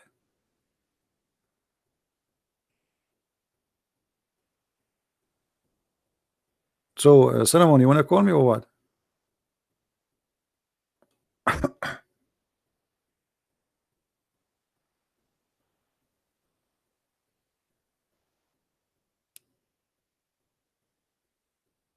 Look like he will not call me. I think he was just practicing shouting. Or maybe he have his girlfriend watching the chat and he want to show her how good he is. But you know that we have to admit, the guy who called us an hour ago, he was the best. I mean, I never like how much I have, how many thousand Muslims I spoke to, tens of thousands. The guy today was unique. We have to admit. Don't forget to download the video and cut that part when he is talking to me about the sunset, please. And remember, this video will not stay for long, so in a few hours from now we will take it down. And by the way, yeah, Noor, uh, if you are posting in your channel my videos and they flag your videos and they delete your channel, always make many channels. Some of them are activated, some they are not, let us say. So when you lose one, just give me a link, we post it here for you and people will subscribe. Very easy, right? Very simple. Don't worry about it. Because he said things as I mean, like he start line at the end about killing, but in the beginning he was saying yes, the sun set in the murky water and the sun move, and so it was usually Muslims they try to hide that. What is that currency? My brother Jesus saved me. 100 nuke. Are you nuking me with 100? Oh boy. Guys, I just received 100 nuke. What is the currency of nuke? What is that?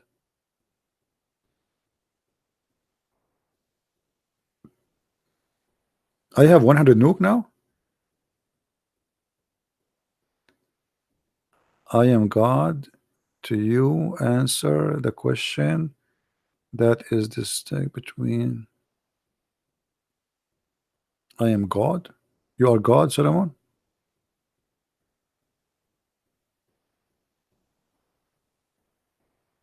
Nuke is the currency of Norway.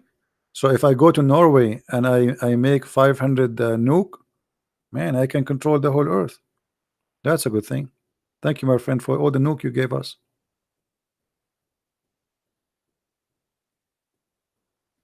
Actually, I want to go to Norway, but it's expensive.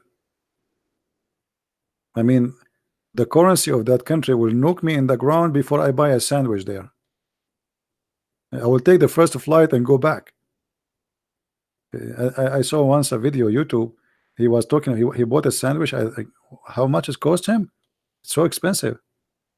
So your nuke will nuke us down if we go to. I will be homeless there.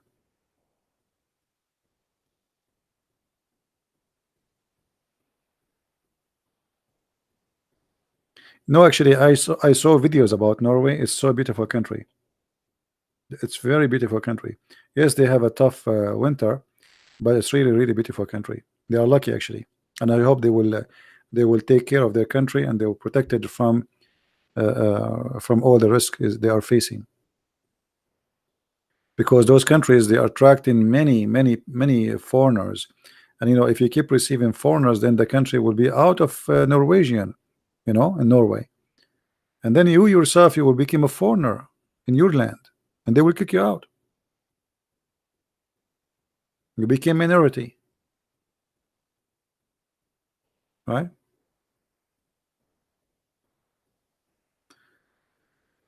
Anyway, I think we have enough for today.